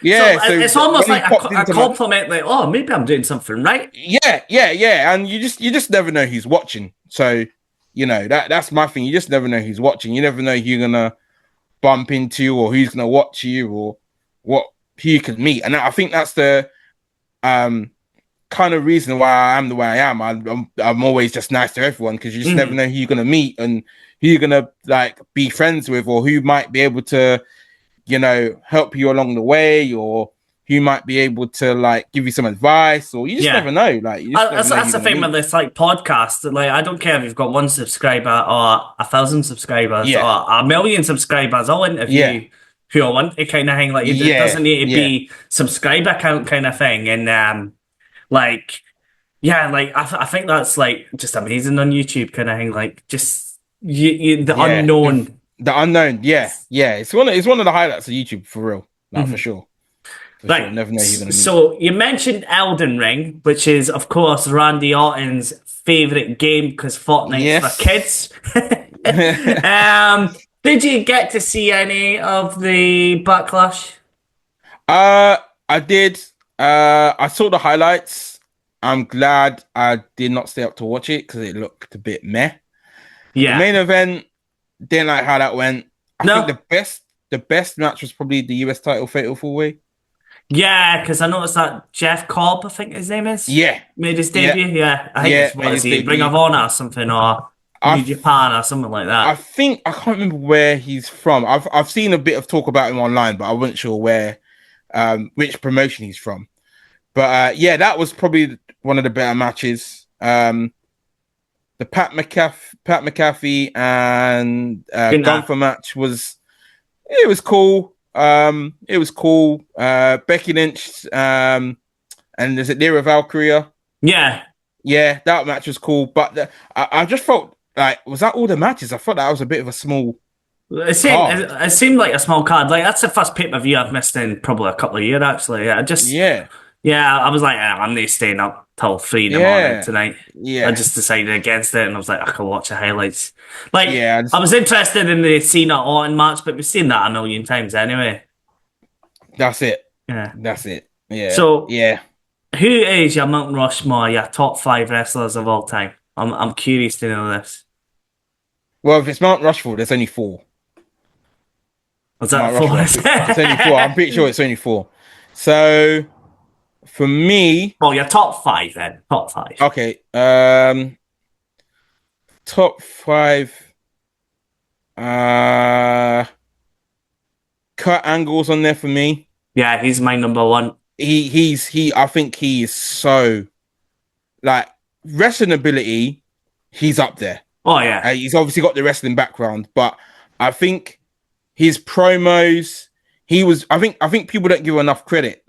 I was watching highlights of his Like I was watching one of those channels we was talking about, like Marky D123 or another channel. Shut it, man. Yeah, and I was watching like highlights of him and watching some of his promos, especially in like TNA. Yeah, like TNA. If you didn't watch Kurt Angle in TNA, you've missed. That is prime Kurt Angle. Like, yeah, that is Kurt Angle at his very very best. Like, yeah, Puck Angle to say. yeah, yeah, and even like in his early days in WWE, like the comedy stuff he was doing, like when I used to have like the rap battles with Cena. I'm just a sexy cut. Sexy cut. Yeah. I'll and make like, an ankle hat.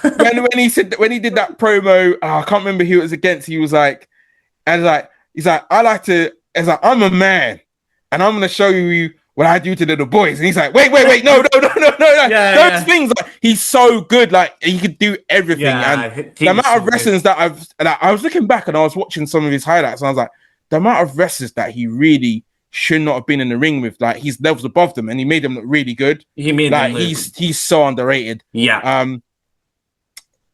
Going back to like childhood, The Rock is on there for me. Yeah. He's in my bad books just now, but he's still bad books aside, but just the guy is just I literally it was rare for me back then when I was a kid to get excited to see a wrestler do a promo, but whenever he did a promo, everyone be quiet because they're gonna get entertained. Like he's just gonna do something funny, he's gonna insult someone, it's gonna be comedy. He's on there for me. I think I would have to go like Ric Flair. Oh, really? Okay, yeah. Flair's definitely on there for me, especially when I was like young and I was like watching it with my family. Yeah. Like we all just loved Ric Flair. So like, were you watching, because obviously I was a bit younger, probably too young at the time, but you're a wee bit older than me. So did you get to watch WCW and WWE on British TV? Yeah. Yeah. That's pretty cool. Yeah. So were you a watcher of WCW? I did watch it sometimes. I'm trying to remember what channel. Was it on channel? Was it Bravo? I think it used to show on. Because I know WWE went to Sky, I think, in 2001. Yeah, Sky. I used to show on Sky because I used to watch. So Raw, Monday Night Raw used to air on Fridays in the UK. Yeah. You watch it Friday night. And then SmackDown would air on Saturday night. Wow, I did not know that. Yeah, okay. Saturday night. Because when I started watching in like Ruthless Aggression, so I was a wee bit late. So you didn't really watch the Attitude Era. So SmackDown was on a Friday and Raw would be on the Tuesday. Yeah. At like 5 p.m. I think it was. Yeah. And then you had like Sunday Night Heat. You had like Superstars. You had all those mini shows as well that I used to watch. Funny enough, Channel 4 used to show Sunday Night Heat random. But, did that actually? Yeah. Yeah. I think it used to be on Channel 4 before it went to Sky, I believe. Yeah, Heat was always on Channel 4 for some reason, which I always found weird. But I watched like the Attitude Era. Yeah, I saw the bulk of that, and then a bit before that, I was watching like Hogan, like Macho Man Randy Savage, Ric Flair. Because I remember when Hogan went to WCW and that Bret Hart as well, that was like, what the hell? That was massive. Like, that would have been mental back then. Like people think AEW and WWE, like that's nothing. That's nothing. Nothing. Yeah, it's nothing. So yeah, I got to watch like that kind of the Monday night like Raw is Raw stuff. Like that was quality, like absolutely quality. So yeah, going back to Mount Rushmore, so Ric Flair, Kurt Angle, The Rock. I need another two. Who else would I put on there? Who else would I put on there? Who else would I put? See, a lot of people like Triple H as a heel. Yeah. And I think he was, but I think Randy Orton is the best heel I've ever seen. Yeah, 2009 Randy Orton especially. Randy Orton, like, it's like, don't get me wrong. I didn't like Triple H, but I actually physically hated Randy Orton at that point. That's how good of a heel he was. Yeah. I was like getting mad when I see him on the screen. So I think I'll put him there. And then just wrestlers, right? Yeah, just wrestlers. Yeah. It could be. Well, in wrestling, it doesn't have to be wrestlers. Oh, then it's got to be Jim Ross. Yeah. Jim Ross commentary. He was the man. I loved his commentary like, back in the day. Oh good my God God. Almighty, he killed Him and Jerry the King Lawler on commentary was just like, if you weren't watching wrestling back then, you missed out. See, Don't get me wrong. Michael Cole and Taz for me. Like I was more a SmackDown guy. Yeah, SmackDown era. Yeah. So that's so weird because I remember like that when Michael Cole was kind of like an interviewer. Yeah. And like you'd see, like he used to do a lot of the interviews with The Rock and a lot of the promos and stuff. Yeah. So when he transitioned into doing the commentary and stuff, it was kind of cool to see. But yeah, he's a legend in his own right. Don't get me wrong.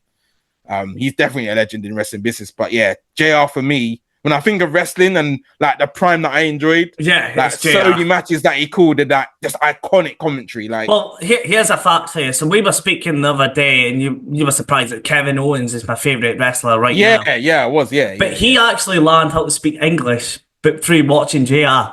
Believe it or not, that's how he learned how to speak English. That is so mad. So he actually learned how to speak English through JR. So like he was like going up to people like calling them a slobber knock.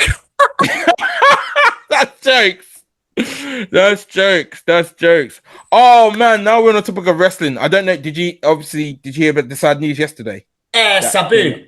So yeah, man, that really was sad because I got into ECW late. Like I knew it existed. Yeah. But I didn't get. I just couldn't find it anywhere to watch in the UK. Yeah. Not till like a lot of the ECW came to WWE, and obviously you start learning about like the legends and all the stuff there. As I say, I knew about like the Attitude Era, but at the time I wasn't really. A lot of kids my age were watching it, but I never had like Sky or anything at the time, so I'd never really seen much of it. Played like SmackDown 2 on the PS1 and stuff, so enjoyed that, but I actually learned about the Attitude way after it finished. Yeah. So then I watched it all back, literally. Yeah. I mean, the Attitude Era is just... I mean, I look back at the rosters and the talent and the main events you used to get, and I mean, that was a time where we used to get like title matches on SmackDown, and the title would actually change hands. It would change hands sometimes before like a pay-per-view, and you're like, what the hell? Like they're meant to fight for the title, and the title is crazy, man. Like, yeah, wrestling. Yeah, as far as I can remember, that's probably before football. I was watching, probably wrestling was the first thing I watched. Really? Like, and basketball, I was watching wrestling, yeah.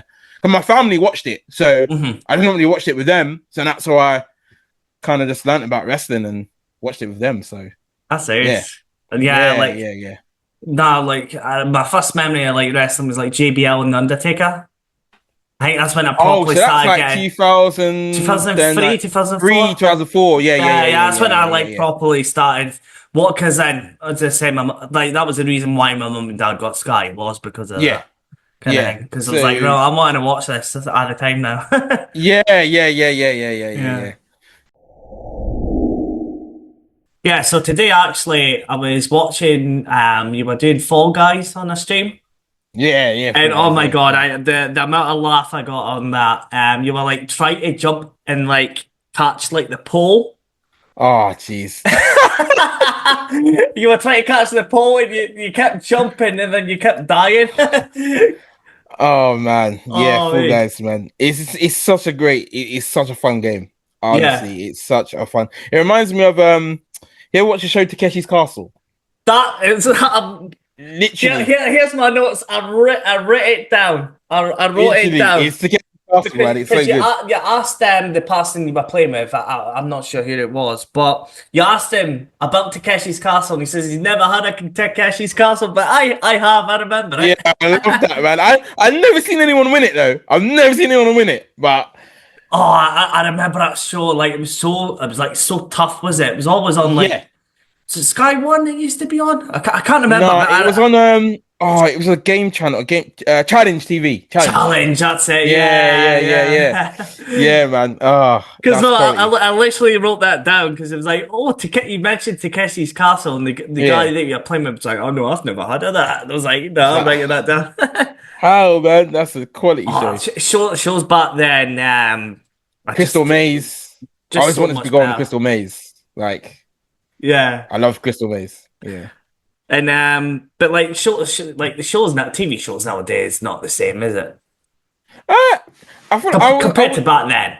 Yeah, I was saying like Saturday evening TV was like a thing. Like like Who Wants to Be a Millionaire, Yeah. Gladiators, like Blind Date, and like, do you know what I mean? Like Bruce's Price is Right, and all these other Yes. shows. You know, yeah, man. Like, yeah. So that era of TV is just gone. Like, you just don't have that now. Although No. I think Gladiators is back. Is it? Yeah, because Yeah. what's that? Oh, what's that ref? The football ref. He does punditry now, and he gives analysis. But he's the ref in Gladiators. The Man United fan, Howard Webb. No, not him, not him. Because a not him, lot not of him. people class him as a Man United fan, right? Over the years. Yeah, I know. What is it? Oh, damn it. Really? Or something? No. No. Not the guys on Sky. No. What's his name, man? I know it. Oh, no, flipping heck. It's gonna annoy me because I know his name. What's his name? I think. Mark Clattenburg. It is Mark Clattenburg. Oh, Clattenburg guy. Yeah.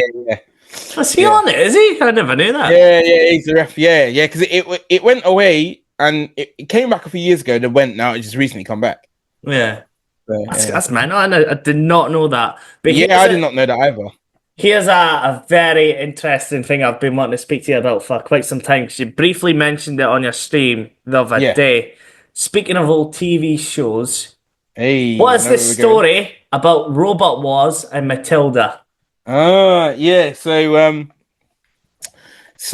in 2017, my mom and her partner started a company called Robotasia. Mm-hmm. And the idea was to have like a museum of like iconic robots from like movies, like comics, TV shows. And then in that museum we're gonna have a restaurant. Mm-hmm. But we just couldn't find the spaces to do the museum and the restaurant.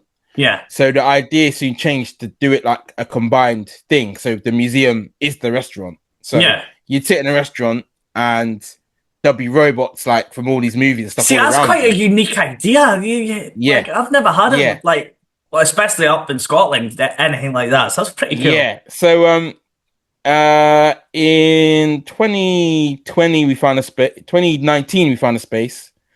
2020 we like. It's a fixer-upper, so we did all the stuff like manual label all the stuff ourselves. And then not only did we have robots in this restaurant that you'd watch, we actually had robot servers and robot waitresses and waiters. So robots would actually come to a table and deliver the food. And we were just talking about like iconic robots, and because you see them quite a lot abroad now. Japan. I haven't really seen any in Scotland, but like robots, China, they've had them. They've had them a lot. I mean, even down here, we've got the little, we've got these little like Starship robots where you can order stuff from a shop and the robot will deliver it to your door. In Milton Keynes, where I live, we don't have any of that up here. Really? No. Yeah. We've had it for probably like 10 years now. We've had those because they were. I think we were the first place, like one of the first places in Europe to actually test out the robots first. Yeah. Before they went out in other areas. Yeah, the city where I live, so we haven't got any of that. It's kind of crazy. That sounds nice. Yeah, so we had that, and then we were just talking about one day. I remember me, my mom, my stepdad. We were like just in the office one day, and he got a notification on his phone. He started laughing. I said, and he was like, "Guess what?" I said, "What?" I was like what? He's like, "I've just got a new robot, and you're gonna love it." I was like, "What robot are you talking about?" I said, "You're gonna love it." So he said, "Oh, don't worry, next week you'll see." And then he goes, "Are you like the week came?" And he was like, "Oh, the robot's getting delivered today." Yeah. And then I'm like, "Well, what robot is it?" And he goes, "The original Matilda from Robot Wars." I was like, "That is just metal." What? That's crazy. So like someone obviously they must have like bought it from the show or whatever, and they were selling it because I think they were moving. Yeah. And it honestly, it's so much bigger than it looks on the TV. Like, it's Oh, so really? big. Really? Aye. Yeah. Because it was looked big on the TV, and like that was it's so much all bigger. the robots. That was the most like intimidating one. Like Matilda was like the prime robot. Yeah, and I remember they got it. I was just in awe. I was just like, "Oh my god, this is the original Matilda from Robots. Like, this is my childhood right here." That's proper history. That like, yeah. Because I didn't even know that like each house robot had like different versions, basically. So I was kind of like, "Oh right, I didn't know." So yeah, and the thing is, it still worked. Like with the control and everything, it still worked. So yeah, it's crazy. One day we tried it out, and honestly, it's so quick. Really, yeah, so fast. Yeah, so fast. So yeah, it's really cool, really cool. And yeah, we had it just like on a stage, mounted, and so many people would be shocked. Like they'd come in and they'd be like, "Is that Matilda from Robot Wars?" I'd be like, "Yeah, it's the original one." They're like, "Oh my god, the original one!" I'm like, "Yeah." So yeah, because I remember as a kid, like obviously my vague memories of like TV that was like past my bedtime was Robot Wars and wrestling at that point as well. Yeah. So I remember like Jonathan Pierce, like he was like the perfect guy to do Robot Wars as well. Like he gets a lot of stick for being a football commentator, but as a Robot Wars commentator, he was class. Quality. Yeah. Nah, he was. And I forgot the actor that used to do the the presenter. He was in Red Dwarf. He was in Red Dwarf. I watched a documentary on this actually a few days ago, and that's how I brought up in the stream. Oh, what was his name? Craig. Was it Craig something? Oh, that's got annoying me. I know his name. It's just I'm blanking on him because I actually googled his name the other day because it was bugging me. Now I've forgotten his bloody name again. Something no. What's his name again? Craig Charles. Craig Charles. Yeah. It was close. Yeah. Craig Charles. Yeah. Because he was in like a spaceship program. Red Dwarf. Is that what it is? Yeah, it's Red Dwarf. Yeah. Kind of hang. But I just remember him being in Coronation Street. Yeah, Coronation Street. Yeah. I remember watching Corey. I was like, "What's the Robot Wars guy here? What's going on there?" So I couldn't even tell you who's in like Coronation Street or like EastEnders or anything. Mate, like no, what's mad, yeah? But I used to be like primetime British television. Literally from like, you knew from like 7 o'clock, it was like Emmerdale, 7:30 Corrie, 8 o'clock EastEnders. Like, yeah, man. Yeah. Prime British soaps. Yeah, it's a different era now. It's quite sad actually. I wish we could just go back 2 decades. Yeah, man. Yeah, like, imagine like there's so many TV shows and stuff that I watch like that I've watched now that I look back at now. I'm like, that wouldn't air today. Like Jerry Springer. Oh my god! I watched that. I was yes, like, it is nuts. Jerry. Yeah, he's like that would not air today.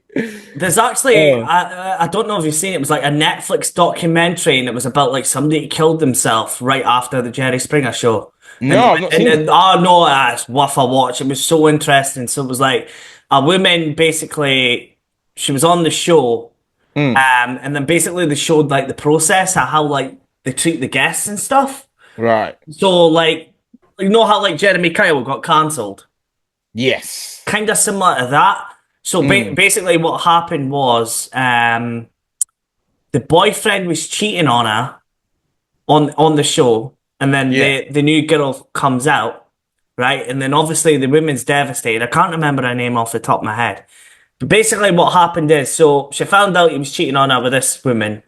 And then obviously she's devastated, her heartbroken, blah, blah, blah. So she goes away, for a few months, whatever, after the show. And the guy comes back into her life. So they're on and off for a little while, apparently. But what ends up happening is the woman that he cheated her with, him and her ended up murdering her. End up a full on murder.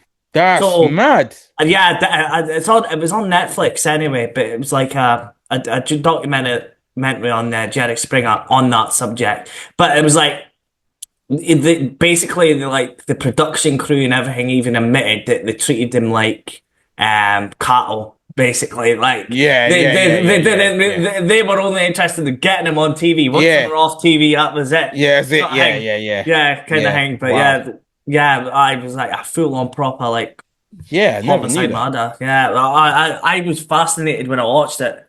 Wow. It's worth it. But yeah, like Jerry Springer, even like the Attitude Era. Oh God, yeah, we were speaking about that a Yeah. few months back. A lot of the storylines and stuff that could not happen today. Even The Simpsons is when like it's so watered down. Like Yeah, The Simpsons used to have like comedic kind of no PC thing, but like soon as like people started protesting, like they got rid of a poo in The Simpsons wow. because it was racist. Yeah, I think even Family Guy's watered down now as well. And I used to love Family Guy. I haven't watched it, but I heard that's quite watered down now as well. Yeah. It's like, oh man, we're just again going back to the soft thing. Like, why? Yeah, it's like too politically correct. Like, yeah, like I'm trying to think of other TV programs that like just would not get away with it nowadays. I don't know. I like comedy. I don't know if you've ever seen like the Chappelle Show, like Dave Chappelle. No, I've not. No. Yeah, a lot of his skits probably would not run today. Like, Yeah. they would not run. No, Like, but they would like definitely even comedians like Lee Evans and all that, I don't think would. yeah. Oh, Frankie Boyle probably Frankie, would never no. see TV. He would not see TV. Because like his jokes about Diana and all that wouldn't fly Oh nowadays. man, would some of it? his jokes, I'm like, woo! I don't know if that was No, I'm not yeah, even the that- biggest Frankie Boyle kind of Neither fan am I. of him, Neither but, am like, I. Neither am I I. find him a bit of a creep, to be honest. Yeah, like but yeah, he wouldn't. Yeah, he would get cancelled. Like so many. 100%. Like even like and was actually one of the quick fire questions I had for you. Like, what cartoons did you watch as a kid? Because like even nowadays, Oh. see the cartoons nowadays. That Simon my and God. I were literally talking about this the other day. Like, I think like 2 days ago. Yeah. Cartoons that I watched. Jeez, we have we got another 40 minutes? I watched. Yeah, we do, mate. We do, mate. Rugrats. Hey Arnold. Love the Rugrats. Yeah. There was a cartoon called Doug. Don't know if you remember Doug. Vaguely. Yeah. Because it went away and then it came back in like a new form. Then you've got like Cartoon Network, you've got Dexter's Lab, Powerpuff Girls, Scooby Doo, the Jetsons. What's the? It was called Batman of the Future, but it changed. I can't remember what it called. Anything with like Hanna-Barbera. Yeah, Hanna-Barbera. Yeah. I actually thought that it was a girl. I never realized it was two guys. No, I didn't. I always thought it was a girl as well. Yeah, I thought it was a girl. Yeah, I always thought it was a girl as well. So yeah, because like Wacky Races was one of my favorites. Yeah, Wacky Races. Yeah, Wacky. Stop the Pigeon. Yeah, they were. Top Cat and all that. Flintstones. Yeah, I love the Flintstones. I'm trying to think. Scooby Doo, obviously. Looney Tunes. I love the Looney Tunes. You love Looney Tunes. Tom and Jerry. Top Cat. Top Cat is an underrated cartoon. Very underrated, yeah. Very, very underrated cartoon. Yeah. Very underrated. You've got good taste, mate. You've got good taste. Yeah. What else did I watch? Samurai Jack, Johnny Quest. Yeah, I could be here for literally ages talking about cartoons. I like the original Power Rangers. Yeah, but that's not really a cartoon, is it? That's more like kind of live action. But yeah, Power Rangers. Yeah, Power Rangers is quality. Kids TV. Power Rangers. I don't know if this was like after you, like Tots TV. Ever see Tots TV? No, that was around. That was around the same time. Tots TV. Yeah, that was around my time. Yeah. Tots TV. I'm trying to think what other cartoons. Arthur. Obviously, Arthur. Yes, Arthur was class. Arthur. Yeah. I don't know if you remember, there was a cartoon called Cat Dog. Cat Dog. It was about a cat and a dog, and they shared one body. So one end was a cat and one was a dog. I don't think I've ever seen that one. Yeah, actually. Yeah. Courage the Cowardly Dog. But looking back, I don't know how that was a kid's cartoon because that was really creepy. Postman Pat. Postman Pat. Yeah. Pingu. Yeah. Super Ted. Ted. We see like Pooh Bear, Yogi Bear, Yogi Bear as well. Yeah, I could be here for hours, man. But see, when you hours. And look at like the cartoons nowadays, I'm like, Jesus. yeah, literally, we was talking about this because like I remember like me and Simon were talking about what kids watch, and he was just saying they just watch like random stuff like that thing in Fortnite a few maybe year or so back, that Skibbly toilet thing. And I was Oh like, yeah, what the hell is that? And they were like, you don't know what Skibbly toilet is? I'm like, no, no, what is this stupid head in a toilet? I don't give a damn like what this is about. Like, what is this stupid? Is this stupid to me? Like it didn't make yeah. sense. But yeah, he was saying yeah, his kids watch some funny stuff, but that's just the era that they're in, isn't it? Like, Yeah, like I'm watching it like as I say, it was like I think my mum was watching like, and this is a good couple of years ago now. He's actually near a toddler now, but it was looking after my cousin's son, and Yeah. it put on like the cartoons. I'm like, what the hell is this crap? Kind Yeah. of like it just was not. It's probably worse now, but like it's just nowhere near the like quality. Like that's why I like was so lucky we were born when we were. Yeah, yeah. Like a lot of the kids ones that are like bit like Peppa Pig and Mhm. things like. Funny enough, have you seen the Scottish parody of Peppa Pig? No, no, I haven't actually. Oh, you've got honest to God, you've got to watch it. I'm gonna have to find it and send it to you. Someone sent it to me like years ago, and basically it's someone they've done like they've gone like through the whole like series of Peppa Pig, Right. but it's in like a Scottish version. It's so funny. I have seen Funny. something similar. I can't remember. Was it Oh, like it's so funny. aye, because there's like different ones if I remember right. It was like a Scottish SpongeBob and all that kind of. Yeah, oh, SpongeBob, another cartoon I forgot to Yeah, mention as well. Yeah. I think that was like near there. Like, well, SpongeBob. Well, I wasn't the biggest SpongeBob guy, but Nah. nah. 'Cause I was like sort of like transitioning out by that point. I would have said Yeah. the cartoons kind of thing. Yeah. But, like Yeah. I was more like my brothers because he was more into like the Teletubbies and all that. Like that was just Yeah. after I sort of. Oh my God, Wallace and Gromit. I forget Wallace and Gromit. Yeah. I remember liking it as a kid, but I can't remember much of it now. Yeah, Thunderbirds. I like Thunderbirds. My brother loved Thunderbirds. Thunderbirds. Yeah, Thunderbirds as well. Yeah, that was a good show. Try to think what else it was. Oh, it's just so many like. So many. Yeah, there's just so many. Like, So see, many. see if I had like, I like one day if I have a kid, like, I'm gonna be like, right, we're watching the old stuff, not the new stuff, kind of. Oh yeah, literally the first. So one of the first times, like I was like, I've got a niece, and she's like 3. Mm-hmm. And one of the first times where like obviously she's probably about 1.5, 2 at this point, and I was looking after her, and I was like, right, we ain't watching none of this rubbish that you're watching. We're gonna watch the original Batman series, and she loved it. She loved it. Yeah, like to the point where she comes around now. She goes, "Are we watching Batman?" I'm like, "No." And she'll be like, oh, but she likes Spider-Man, so She likes Spider-Man. yeah, she probably likes Spider-Man, so yeah, it's good. That is class. Because, like, I think that's one thing, like, as I say, I'm still quite youngish, but, like, if once I do one day have a kid, like, I cannot wait just to go and watch the classics again. 100%.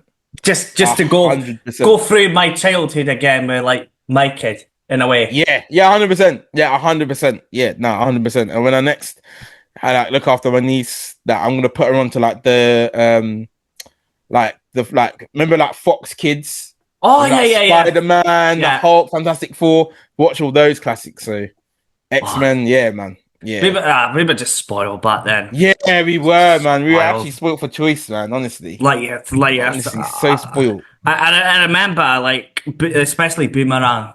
I was all. Oh yeah, that's where all the classics. Yeah, all the classics. Like, Looney Tunes and Tom and Jerry, as you said. Yes. And anything Hanna-Barbera. Like, yeah. Flintstones. Yeah. Do you remember Pinky and the Brain? Vaguely. Yeah. See, this might be a controversial one, actually. Can never get into Hey Arnold. Oh, I love Hey Arnold. Yeah. I don't know if it's because I didn't really have... Because obviously, like, back then with Sky, Disney was its own package, if I remember right. Yeah. So I think that was probably the reason why. Yeah. No, sorry, Hey Arnold's Nickelodeon. Sorry, I'm getting muddled up. Recess was the other one. Yeah, I love Recess. Yeah, that like was the other one. Recess. So Hey Arnold and Recess was like the two I just couldn't get into. Nah, I loved Recess, man. I just loved how the playground was like their own little world, and Yeah. they had like, and it's weird because it was kind of like relatable because you had like the sports kids, you had the popular girls, Yeah. you had like the geeks slash the nerds, and it's so weird seeing it, and it's like, wow, this is how the playground kind of works.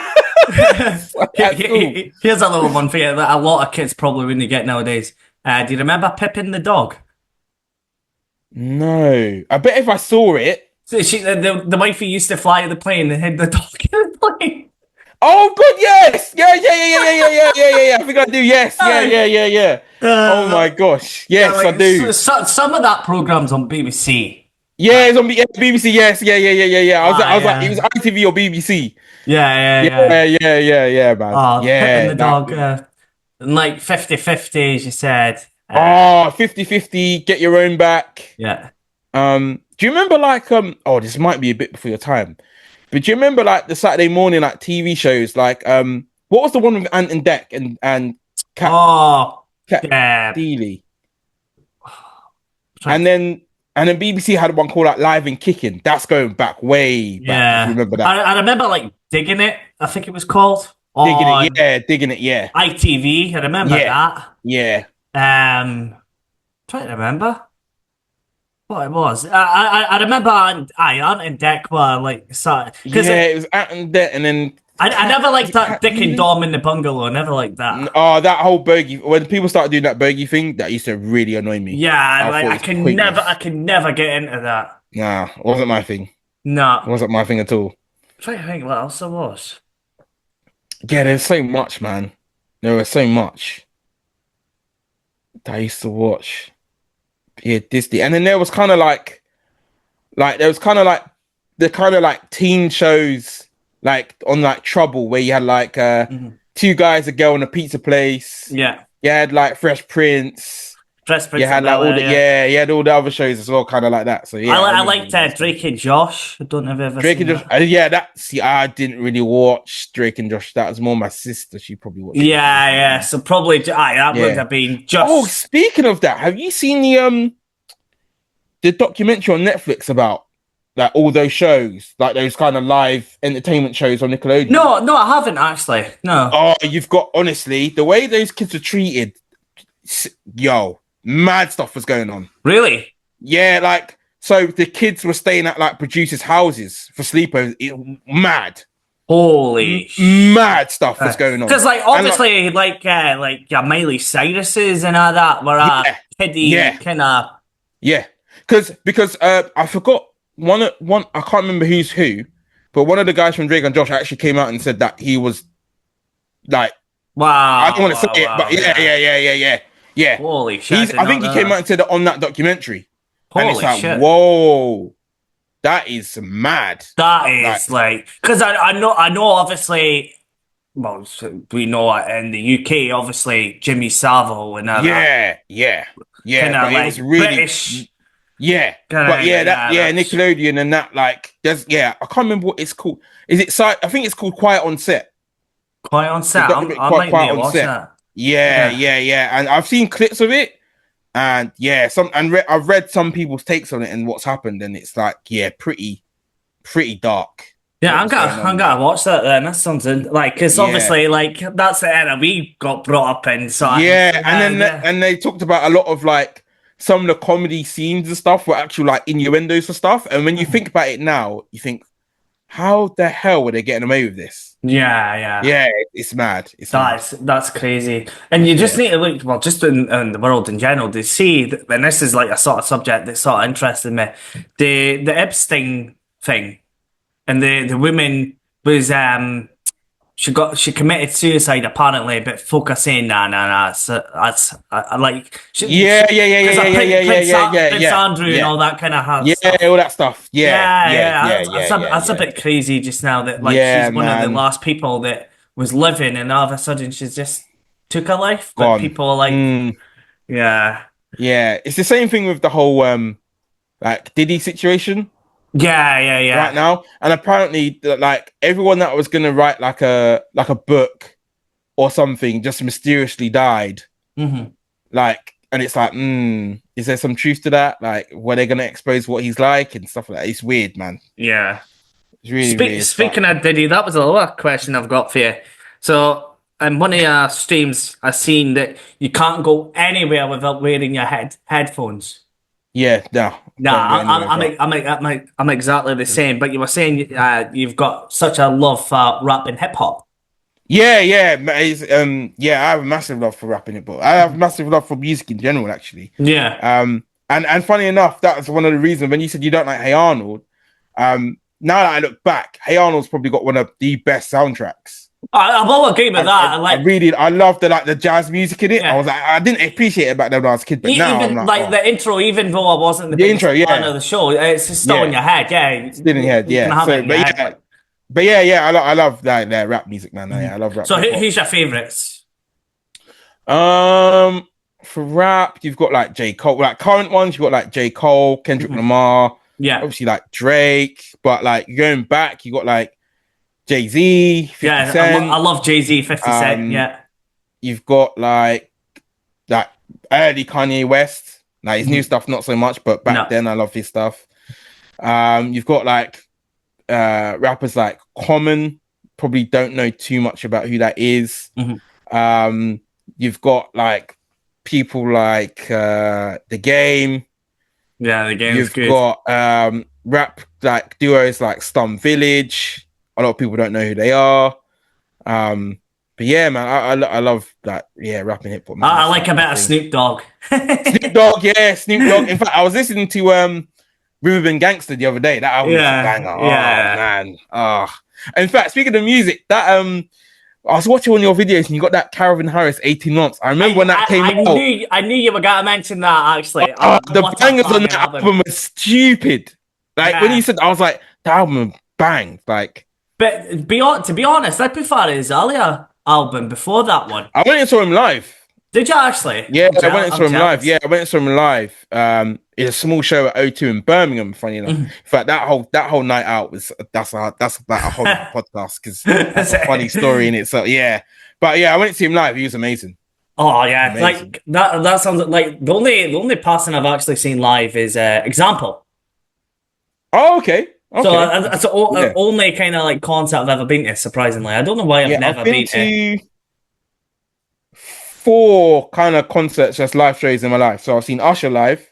Oh, that'd be cool, yeah. That was amazing. Because that was like during his Confessions era as well. That was like his peak. I saw Janet Jackson live. And that was like the Velvet Rope tour. And that was like her peak. I saw Jay-Z. Oh, that was when the Blueprint 3 came out. So that must have been 2010, 2011.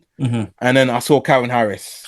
Jay-Z's song Renegade with Eminem. Oh, Eminem, yeah. Oh, yeah, I love that. Oh, like, see my, like, obviously, because I've been buying a lot of CDs. I think I still need to get the Blueprint 3. And I think his newer CD, but like, it's classics. Like, Heart of the City is a good one. Yeah, I think that's on Blueprint. Is that Blueprint 1 or Blueprint 2? One of the Blueprints. Yeah, it's on one of the Blueprints. Yeah. Have you got you need to get the 8 Mile soundtrack on CD. That would be a good one to have. Oh yeah, I need to get That's a good soundtrack. That's a very good soundtrack. I've got like the real Slim Shady. Yeah, like it's all like newer stuff. Well, it's not new, but you know what I mean. Like not when he was, because what was the band he was in again? Yeah, D12. D12, that's it. Yeah, D12, so I haven't got D12, any of that yet. But no, I do like a bit of my rap and hip hop now and again. Yeah, I remember you scared because I can't remember what you're talking about, and you said something, and I was kind of shocked. I was like, I did not have you down with someone that would like rap. Yeah, no, I don't know what it is. I don't know what it is. I just like, I think it was my early, like, as soon as I was in like secondary school. Obviously, back then there was no iPods or anything like that, really. So like, you know, you would have your MP3, and then of course you would rip your CDs onto your MP3. Yes, so basically what I'm doing now. But yeah, 100%. But back then, that was the only way you could listen to music on the go. Yeah, really. I used to spend. It's funny. I remember you when you was talking about getting the MP3 player, and I was thinking how I used to spend hours on Windows Media Player, like ripping the songs to CDs, and then if you were lucky, the Windows Media Player would find it on the internet for you. Yeah. But if you couldn't, because it would get you the artwork and everything, but if you couldn't, you have to do it manually. And sometimes I'll be doing it manually myself. I'm still, like, as I say, I had a CD yesterday, right? And oh my God, what a bloody nightmare. So, because obviously Windows, they stopped supporting it. Full stop. I had to, what's it called? NHS, that's a hospital. What do you call it? I'm blanking on the name, but basically it's like similar software anyway, but you've got to pay for it. So I paid like 30 quid, but not every single CD has all the track lists. So I ended up using Amazon as the track list. Oh, okay. I basically done CD3 and CD4, and then I realised that Amazon was wrong as well, so I had to go back in again and copy and paste every single track. Yeah. Kind of thing, but yeah, like kids nowadays, they've got their Spotify's and everything. Like, but I've saved myself 120 quid a year just by buying CDs in charity shops for like 20p at a pop. And that's the issue with like these kind of streaming services. You're overwhelmed with so much options.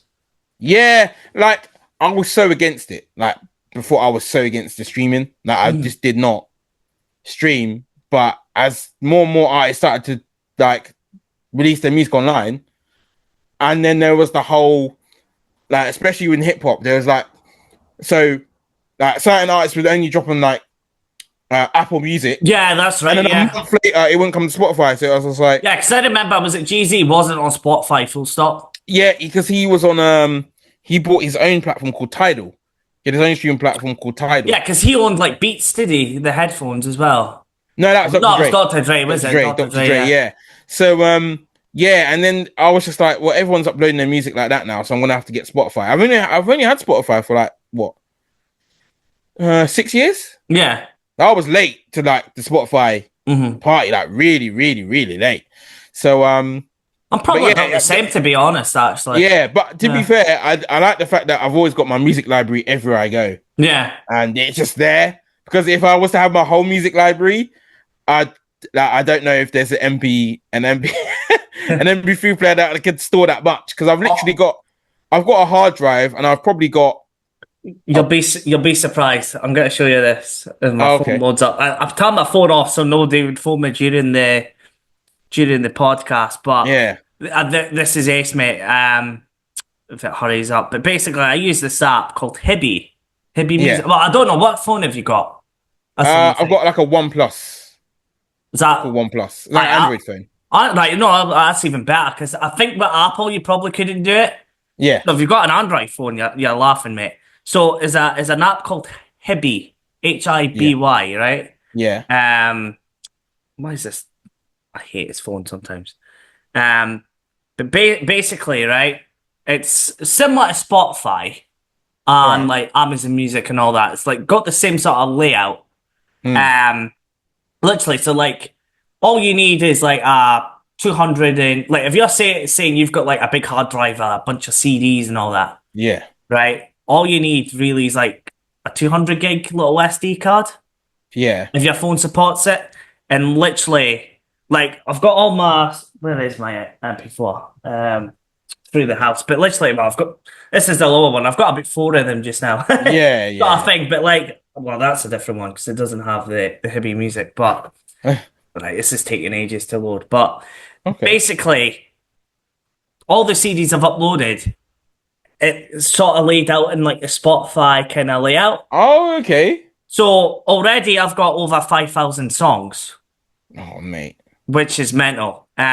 Just with the CDs I bought, like that are there. Yeah. And like, this phone's so slow, but basically.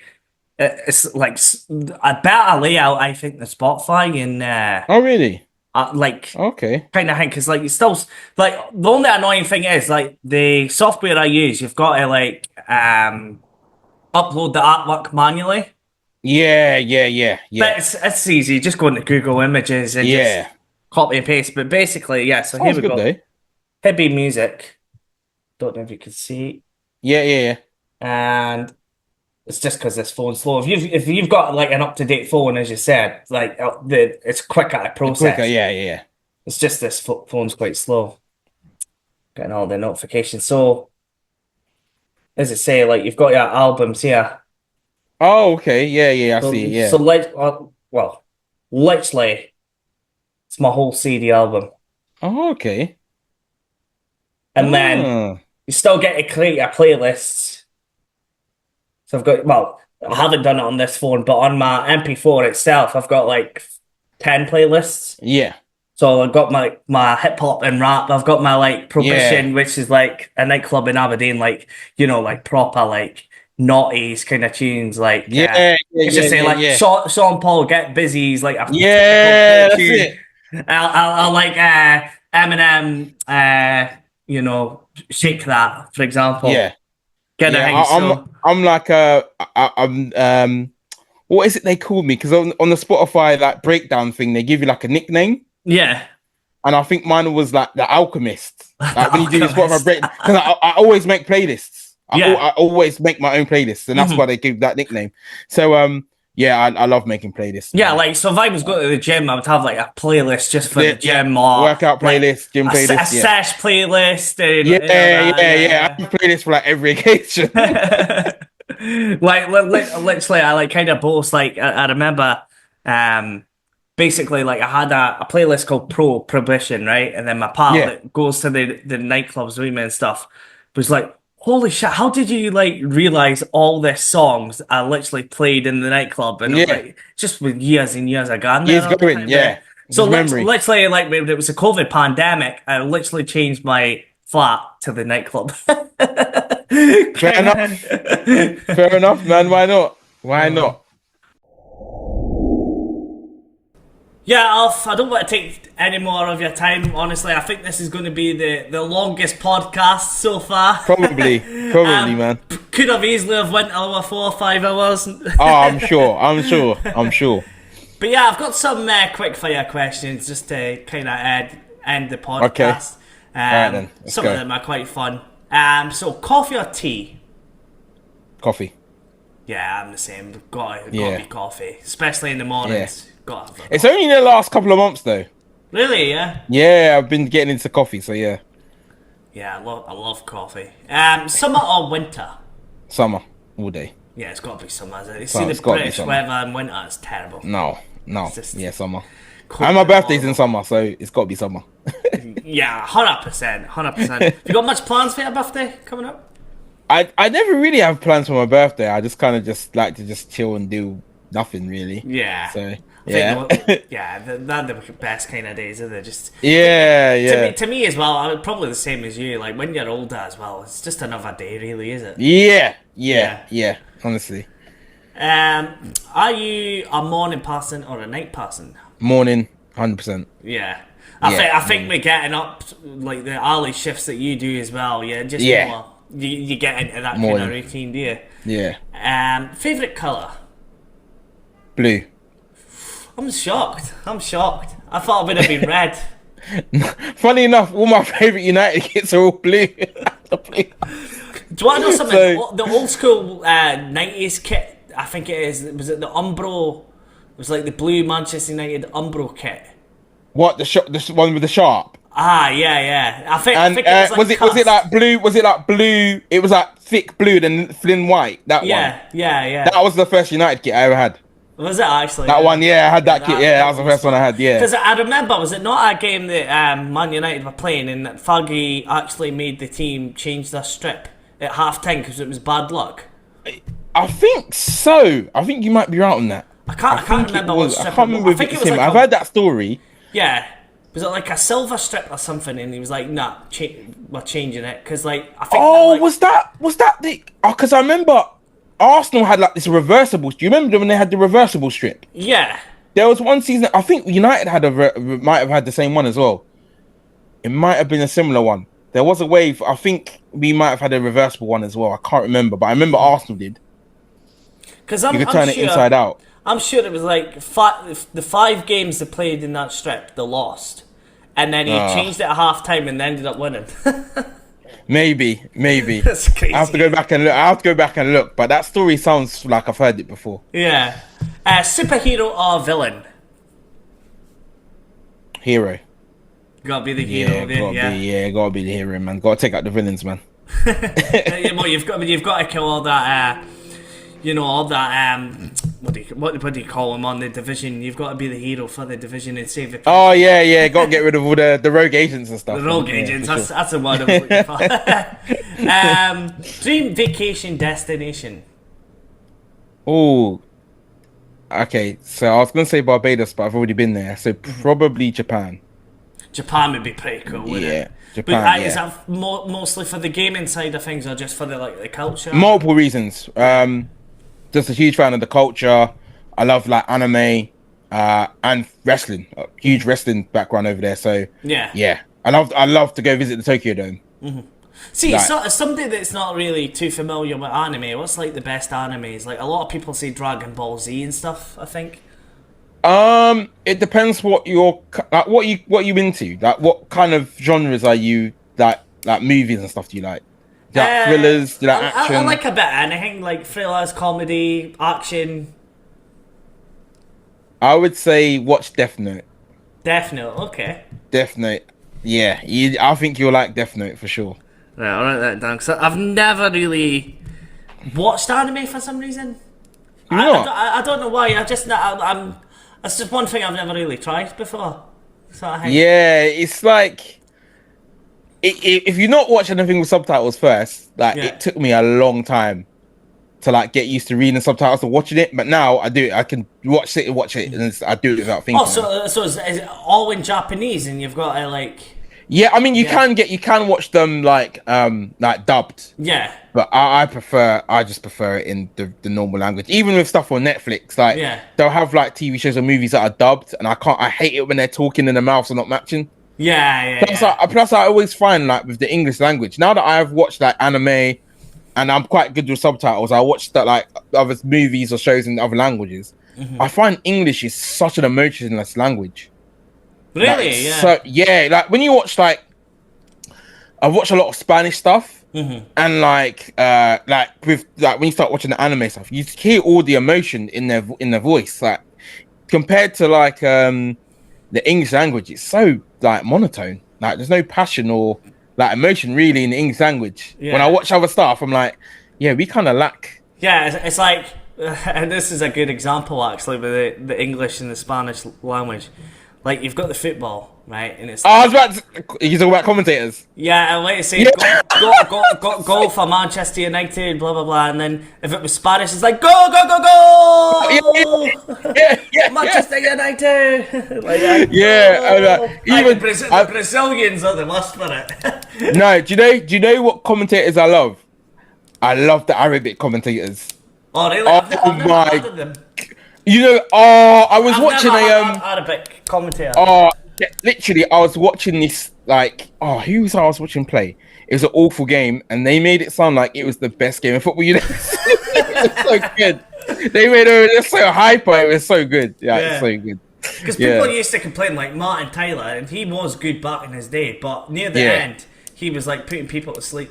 People were saying, like Martin Tyler, Andy Gray. Yeah, that's that prime. I think as soon as Andy Gray left, that was a downfall. Yeah. Martin Tyler, because it sounded like he just was sleeping at the game almost. People were saying, like, great commentator for his day, but he was past. 100%. He was past. Peter Drury though, is definitely taking over the mantle for sure. Oh yeah, he's not bad, but I just find him over the top sometimes, though. Like, you think? Yeah, with his. I think he's pretty good. No, I think he's good, but I think he just over exaggerates a little bit. Do you know who's good? There's a Scottish guy who does La Liga. Scottish guy. He's quality. He's an Aberdeen fan, believe it or not. He's cool. I remember watching the Classicos and his commentary. He's I can't remember who it is. He's quality. Yeah, what's his name? Oh, he's a bloody Aberdeen fan. He's actually interviewed Yumi till Old Aberdeen. What's his name? Oh, that's gonna annoy me. Let me see. Is it Graham Hunter? Graham Hunter, that's it. Graham Hunter. Yeah, he is amazing. I remember watching like. He's a diehard Aberdeen fan. By the way. Is he? Yeah. Oh man. Why could I not get his name there? Sometimes when you just blank your head. Yeah. Yeah, Graham Hunter. He's a massive Aberdeen fan. But see that La Liga commentary back in the day. Like you had Graham Hunter. He actually was like on He's Sky. quality. You had like Kevin Keaton, you had the guy Terry Gibson, like Revista da Liga, that program alone on Sky. Like soon as like Spanish football left Sky, it was like Sky in my opinion. They should never have got rid of Sky. No, they shouldn't have. Spanish football. Yeah, man, that was a good show. Oh yeah, because like ever since they got rid of that, I hadn't watched. Like I used to watch La Liga probably more than the English Prem. That's funny because I used to watch like obviously back like Channel 4 Football Italia.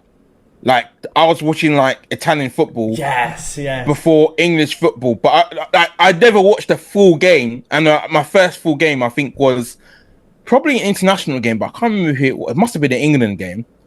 But yeah, I never watched club football till then, and when I did, it was like Premier League.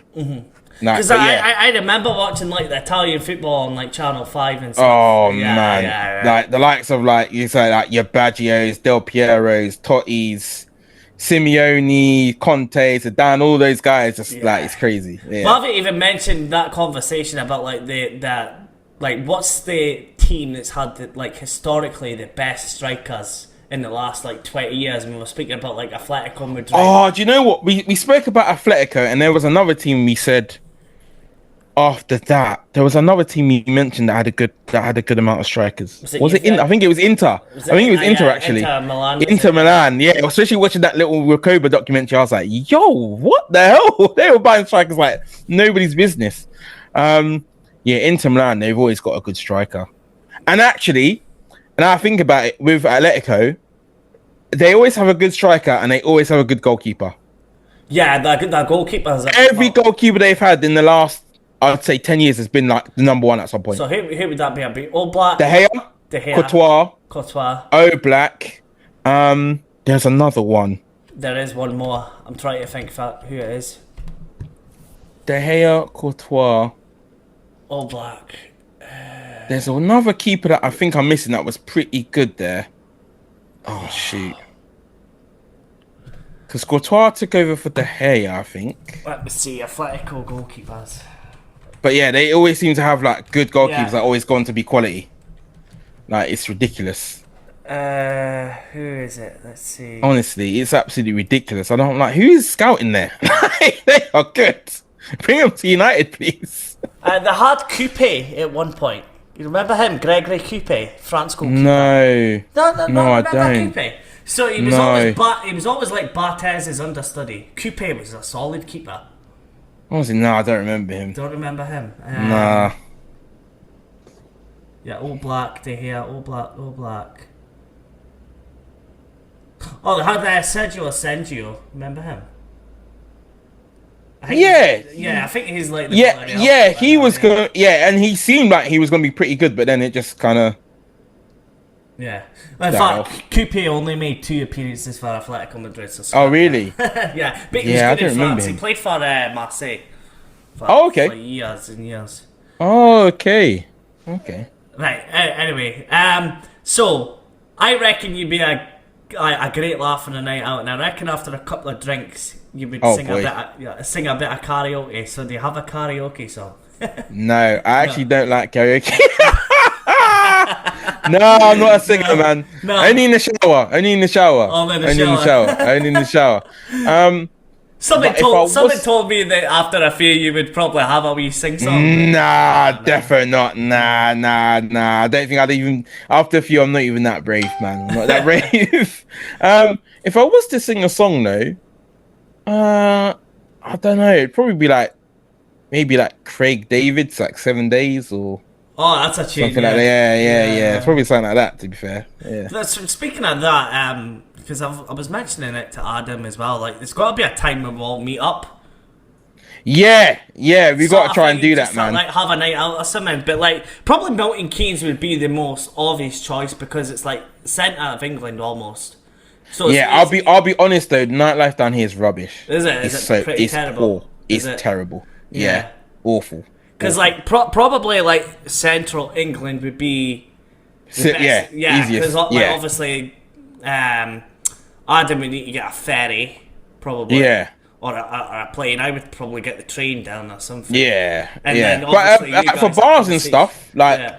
bars and stuff, it's not bad. Like there's nice bars we can go for a drink, but actually, Yeah. like as going out, terrible. Nah. Yeah. I mean, we just what is it? Revolutions just went out of business, didn't they? We lost our Milton Keynes. The Revolution's gone. Have they been out of business, have they? I think so, yeah. Because we've got one as well, actually. Or they had to close a few stores, and I think our Milton Keynes one was one of them. Yeah, because we've got So- Revolution in Aberdeen, but it's ones in like Edinburgh and Glasgow as well. Yeah. And Rev de Cuba's part of like Revolution as well, don't they? I thought so. We got a Rev to Cuba. Yeah, we got yeah, Rev to Cuba. Because I know Yeah. Adam's got that in Belfast as well. Yeah. Because he was telling me he goes to like Rev de Cuba in Belfast, sort of thing. But Yeah, we used to have Yeah, I never knew Oceana. that. That was a quality club. That was quality. See, the only like club that was kind of like a branch we had was Liquid. Don't know if he's ever Liquid, yeah, I've heard of Liquid. Yeah. we had a Liquid or like Institute. I think was of no Attic. Not I heard think of it that. is. No, I'm not heard of No, that. I don't no. think. But I heard of Liquid before. Yeah, but even Aberdeen nightlife. See, like the last like before COVID, amazing. See, after it, it's just died. Died Absolutely off. Died. Yeah. Most used app on your phone. Oh. So it's probably between 3: YouTube, Spotify, and WhatsApp. yeah.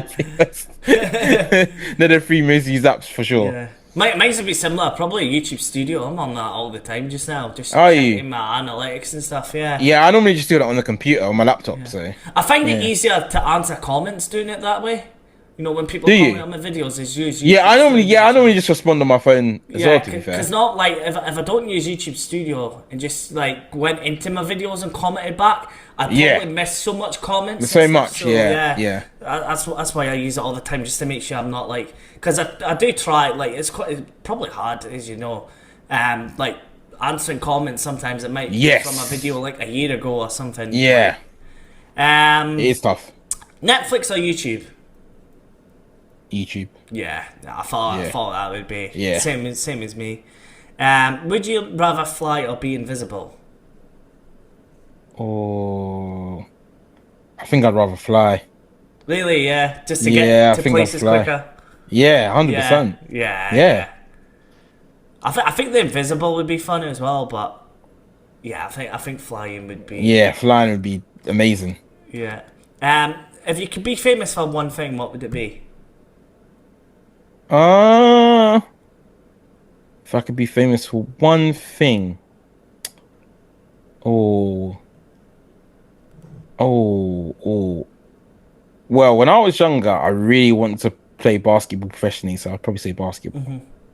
Yeah. I thought you were going to say football manager, actually, because you're so in tune with your tactics on PES and stuff. Yeah, no, do you know what? That's actually come so much later. Like, I was saying this to my brother, like, how I used to watch football now is not how I watched football then. Like, obviously, you watch football so differently now, and like, yeah, probably basketball, to be honest. Yeah, it's probably the same for me, to be fair, because I watch football differently now. Like, Yeah, you do. like- You do watch it with more of a tactical look, like key areas, the key battles on the pitch. Whereas before, I was just watching it and just kind of like, oh, that player's really good, and I enjoy what he does on the ball. Yeah. But now I'm more like, okay, why is he taking up that position and that position? Like, Yeah. I watch it completely differently now. Yeah. I don't know what it is as well. Like, I used to watch like the English Prem. Like, I was religious with football. Like, that's all I'd done.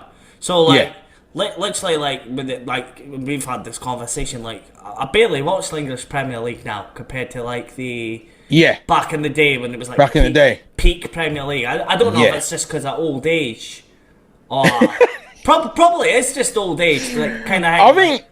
I think it's just because like even now, like I've been watching like a lot of these 90s like compilations and stuff, and it's crazy because I'm watching all these strikers. It's like all these strikers could dribble. Like, all of them could dribble. Yeah. Like, whereas today I'm like, you never see a striker dribble. Like, I was even watching. I was like, I was watching like that, like I said, that top 10 2000 strikers, and I was like, I even seen Luca Toni dribbling the ball. I was like, wait, what? When did he dribble with the ball? Yeah. Like, what? I don't remember him like dribbling. I used to call him lazy.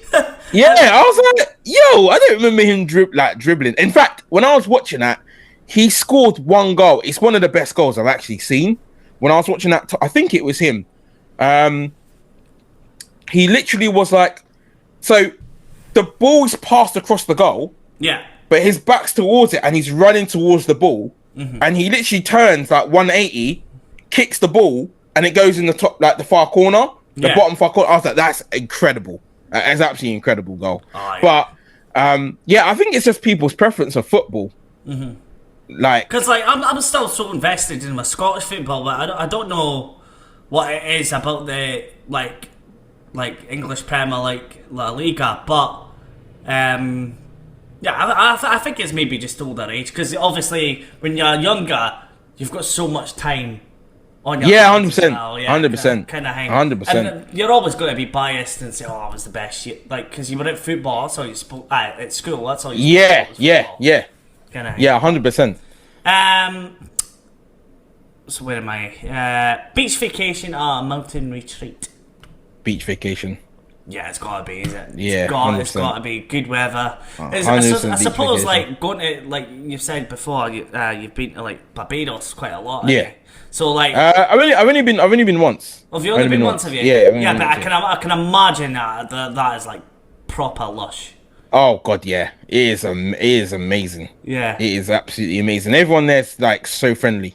I would Like, love to go yeah. to like that kind of Caribbean kind of area. Yeah, honestly, man, it's so different to see when you go to other places. Like we were talking earlier in the podcast about the cultural differences. Like even when you go to like European countries like Amsterdam and the Netherlands, and everyone's just so friendly and just so helpful in the Caribbean. It's nice. Like here, you ask someone something and they're like, like kind of miserable. UK. I don't know what it is. Like, see Aberdeen, like everybody's so moody. Like, Really? Everyone's like moody. Like, I don't know what it is, but like when I go down south towards like Edinburgh way or even further south, everyone's more friendly. I don't know if it's just an accent thing. Probably because like different accents in like different areas. Like I was saying to Adam, like if he came to Aberdeen, he would do well, like chatting up women and stuff because of his accent. But it's the same as if I went to Belfast, for example. Okay. Because accents just are more unique, so people are more interested. Yeah, 100%. What you've got to say, kind of hang. So. Okay. Yeah. Kind of hang. It's the same as like if you were up here in Scotland, they'd be like, "Oh, that's a unique accent. Where are you from?"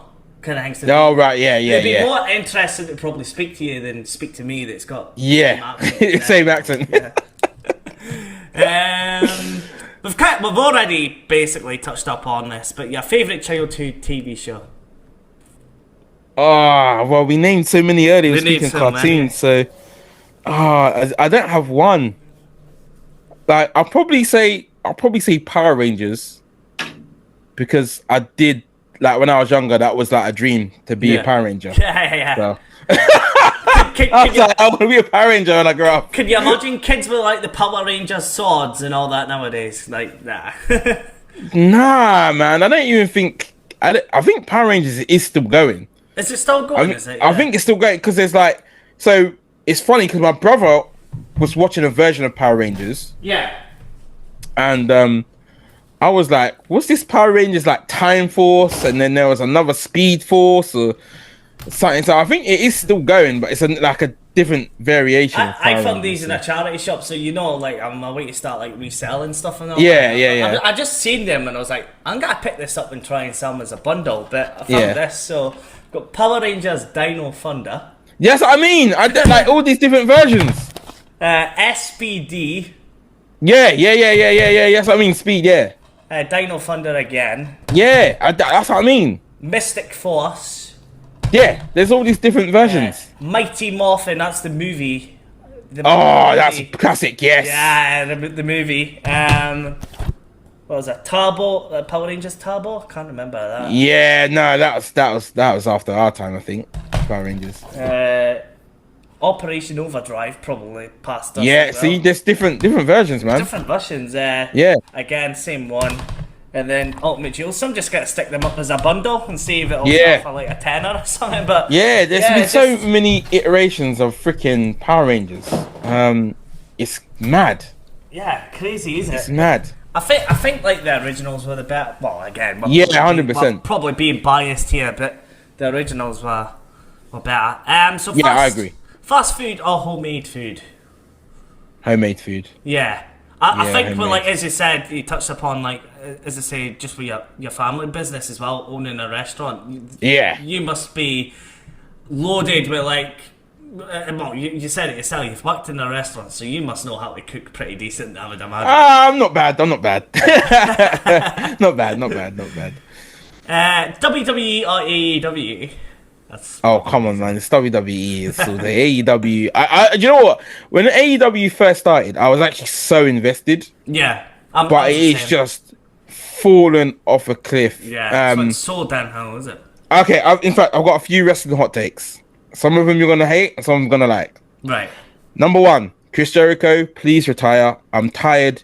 Every week, it's a new nickname. I'm Yeah. tired of it. It's boring. Number two, I really do not like Joe Hendry. I'm sorry. I don't like the music. I don't like the gimmick. I can't. I've tried to like him. I can't. Like, I pray Trick Williams beats him for the TNA title. It probably won't happen. Maybe I'm but being praying. biased because he's Scottish. I kind of do like Joe Hendry, but I don't. I love Drew McIntyre. yeah. Don't like Drew Hendry. Just don't. Yeah. Don't like the music. Don't like the get me wrong. You should never be a top guy. You should never be like world champion or anything. But I think there's a place for him, like in R-Truth. Yeah, That makes sense. But I I think. don't think he'd be the top guy in WWE. Did you? Well, there's rumors apparently. He's really over in WWE, and there's rumors that when his contract TNA ends, he's gonna come to WWE. He's pretty much there. Yeah, when I saw him at WrestleMania, I was like, yeah, he's probably because he's appeared a lot. Yeah. And I'm like, yeah, I'm pretty sure he's gonna be. Yeah. A bit like Jordan Grace kept appearing. I was like, yeah, he's gonna make the jump to WWE. He'd be sure. silly if he went to AEW. You know that. But I like him in the ring. It's just the gimmick, the music. I can't. I don't like. Yeah. See, I'm okay with it. There's a place for it, but like he was doing that like 10 years ago. Yeah, this is the thing. So I'm kind of used to it, but I agree with the Jericho thing, like the whole wizard and all that. I was like, ugh. Yeah, I'm sick and tired of the nicknames. Like, please stop. Yeah. So Yeah. that's what I love. Like, and I said that in the podcast was like Zemblo. It's not like debate anymore. Like people just do not debate. Like they can't No. like somebody be arguing like, how dare you don't like Joe Hendry? Yeah, exactly. And you know what it is with this generation? It's like you will say, man, I love oranges. What's wrong with apples? What's wrong with apples, man? It's like I didn't say anything wrong. I just like oranges. But you don't like apples or something. It's like, no, I just prefer oranges. There's nothing wrong with apples. And that's how I find it is, especially with like I said, like online, like social media has ruined football discourse. It's so Well, this is the next question. mate. This is the next question that I see hundreds of thousands of people No, getting. Like, it's ended friendships. Okay. Messi or Ronaldo? It's Ronaldo. But Messi is the GOAT, unfortunately. Yeah. As much as it pains me to say it, he is the GOAT. He's the That- greatest of all time. That's exactly the same as you were just saying. Like, the amount of, like, people that properly, like, get heated over it. Yeah. It's like over two players, and, like, they're completely different players. Yeah.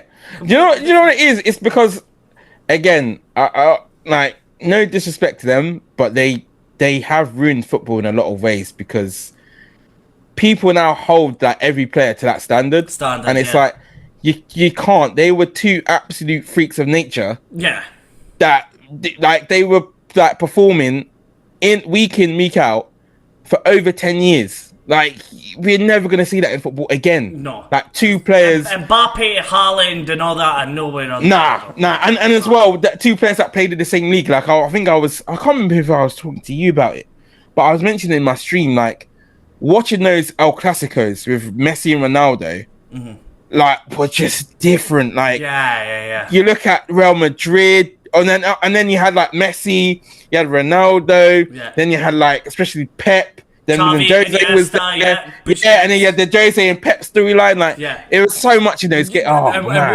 wouldn't get anywhere near as close as that. Like, No. for El Clasicos and stuff, like, that was No. prime El Clasico. Everybody, like, any football fan, everyone needs to watch El Clasicos, like, back then. Like, 100%. 100%. So here's another one. World Cup of Champions League. Oh. Okay. It depends. Okay.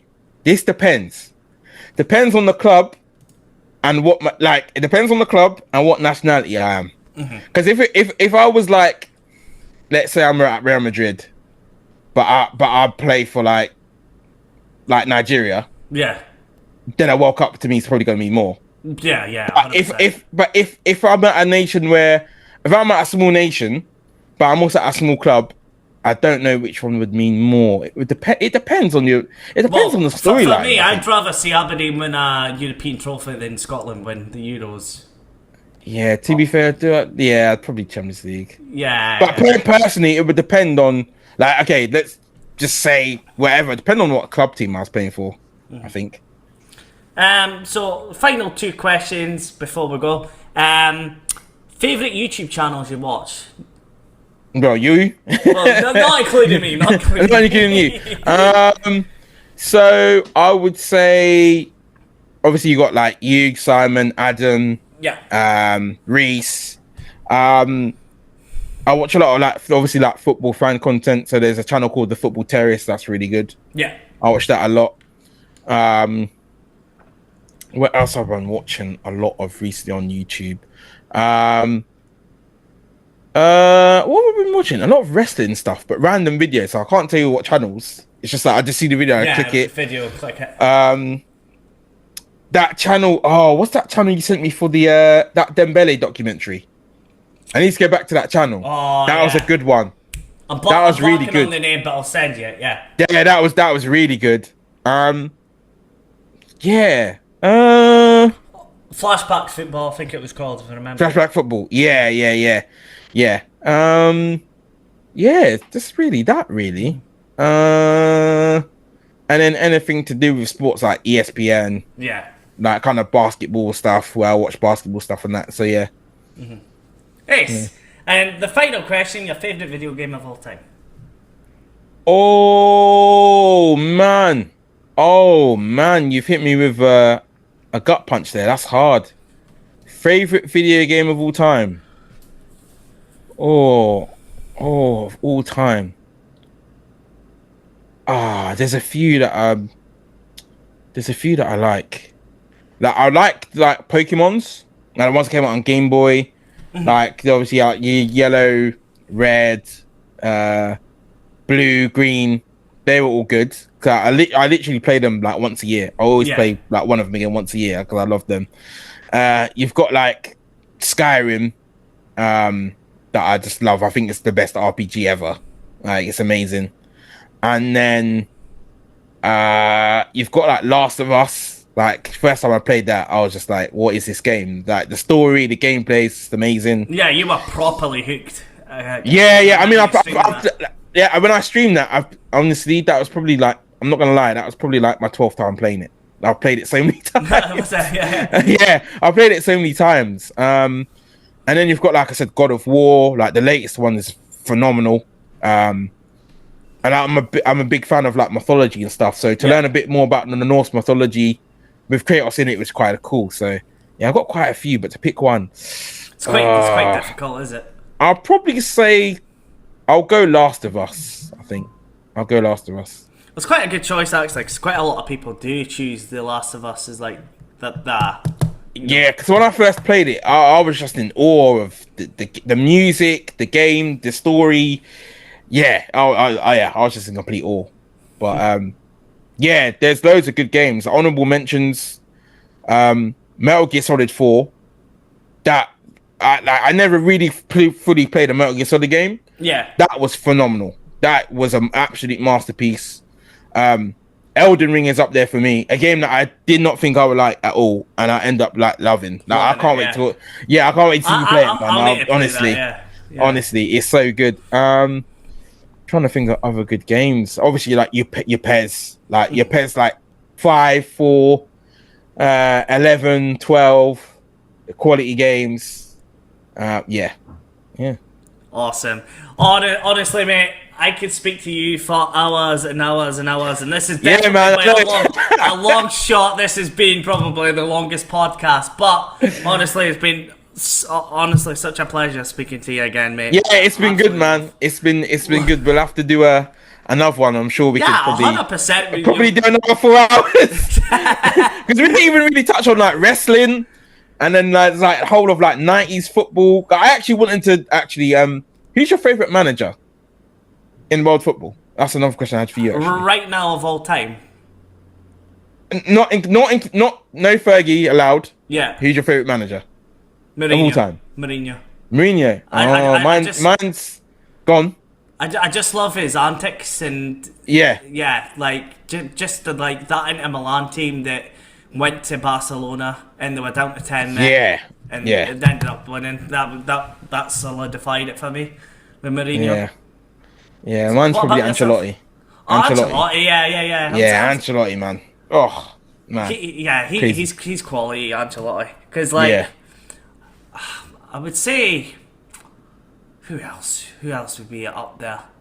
I liked Poch for a while. I like Pochettino. Yeah, but he's not really done anything. He's not done anything, but he was that's never, what I mean. He was never a winner. That was the issue with That's Pochettino. the problem. I liked him, but I just thought he wasn't, that level. Yeah. It's weird because, like, you look at managers now and it's like, who's out there that's, like, really good now? It's not really anyone that's... not really laser. No. But anyway, where can everyone find Alf the MVP? Alf the MVP, you can find me obviously on YouTube at Alf the MVP. You can find me on X or Twitter. I don't know why they changed it to X. So you can find me on my personal Twitter at Alf the MVP, or you can find me on my streaming one, which is Alf the MVP _thoughts 101. That's where you can find me. So. And of course, you stream pretty much every day as well. Every day, yep, every day. Variety of games. The 3 o'clock kind of mark. Yeah, normally around 3 o'clock. As soon as I get off this, I will probably stream. So I'll be in your stream while I'm editing this video, so we can get it out tomorrow. But yeah, just again, guys, make sure you go and check out his channel. He's brilliant. And thank you, appreciate it, man. Let's get 100 subscribers. Forget the 400. Let's get up to 500. Yeah, come on, man. 500. Let's go. Yeah. Get Man Cave. We need to get Man Cave to like the 400 mark. Like, why because when I last you've got up quite a bit. You was on 230 something. Yeah, I've gained like something like 50 subs in the last like 3 months or something. So I probably because I'm putting a bit more effort than I was before in terms of like the short content and stuff. But we're slowly building up. That's it. Yeah, that's it, man. But again, it's not so much the numbers. It's more like, as I say, like yourself and the community that Yeah, exactly. But yeah, shout out to everyone in our community, like yourself, Adam, Reese, Simon. So yeah, shout out to those guys as well. Shout out to those guys. 100%. But anyway, guys, thank you very much for watching this very long but entertaining podcast. It's been so fun. And as I say, make sure you check out Alf the MVP's channel. And yeah, guys, thank you very much for watching, and I'll catch you guys on the next one. Ciao.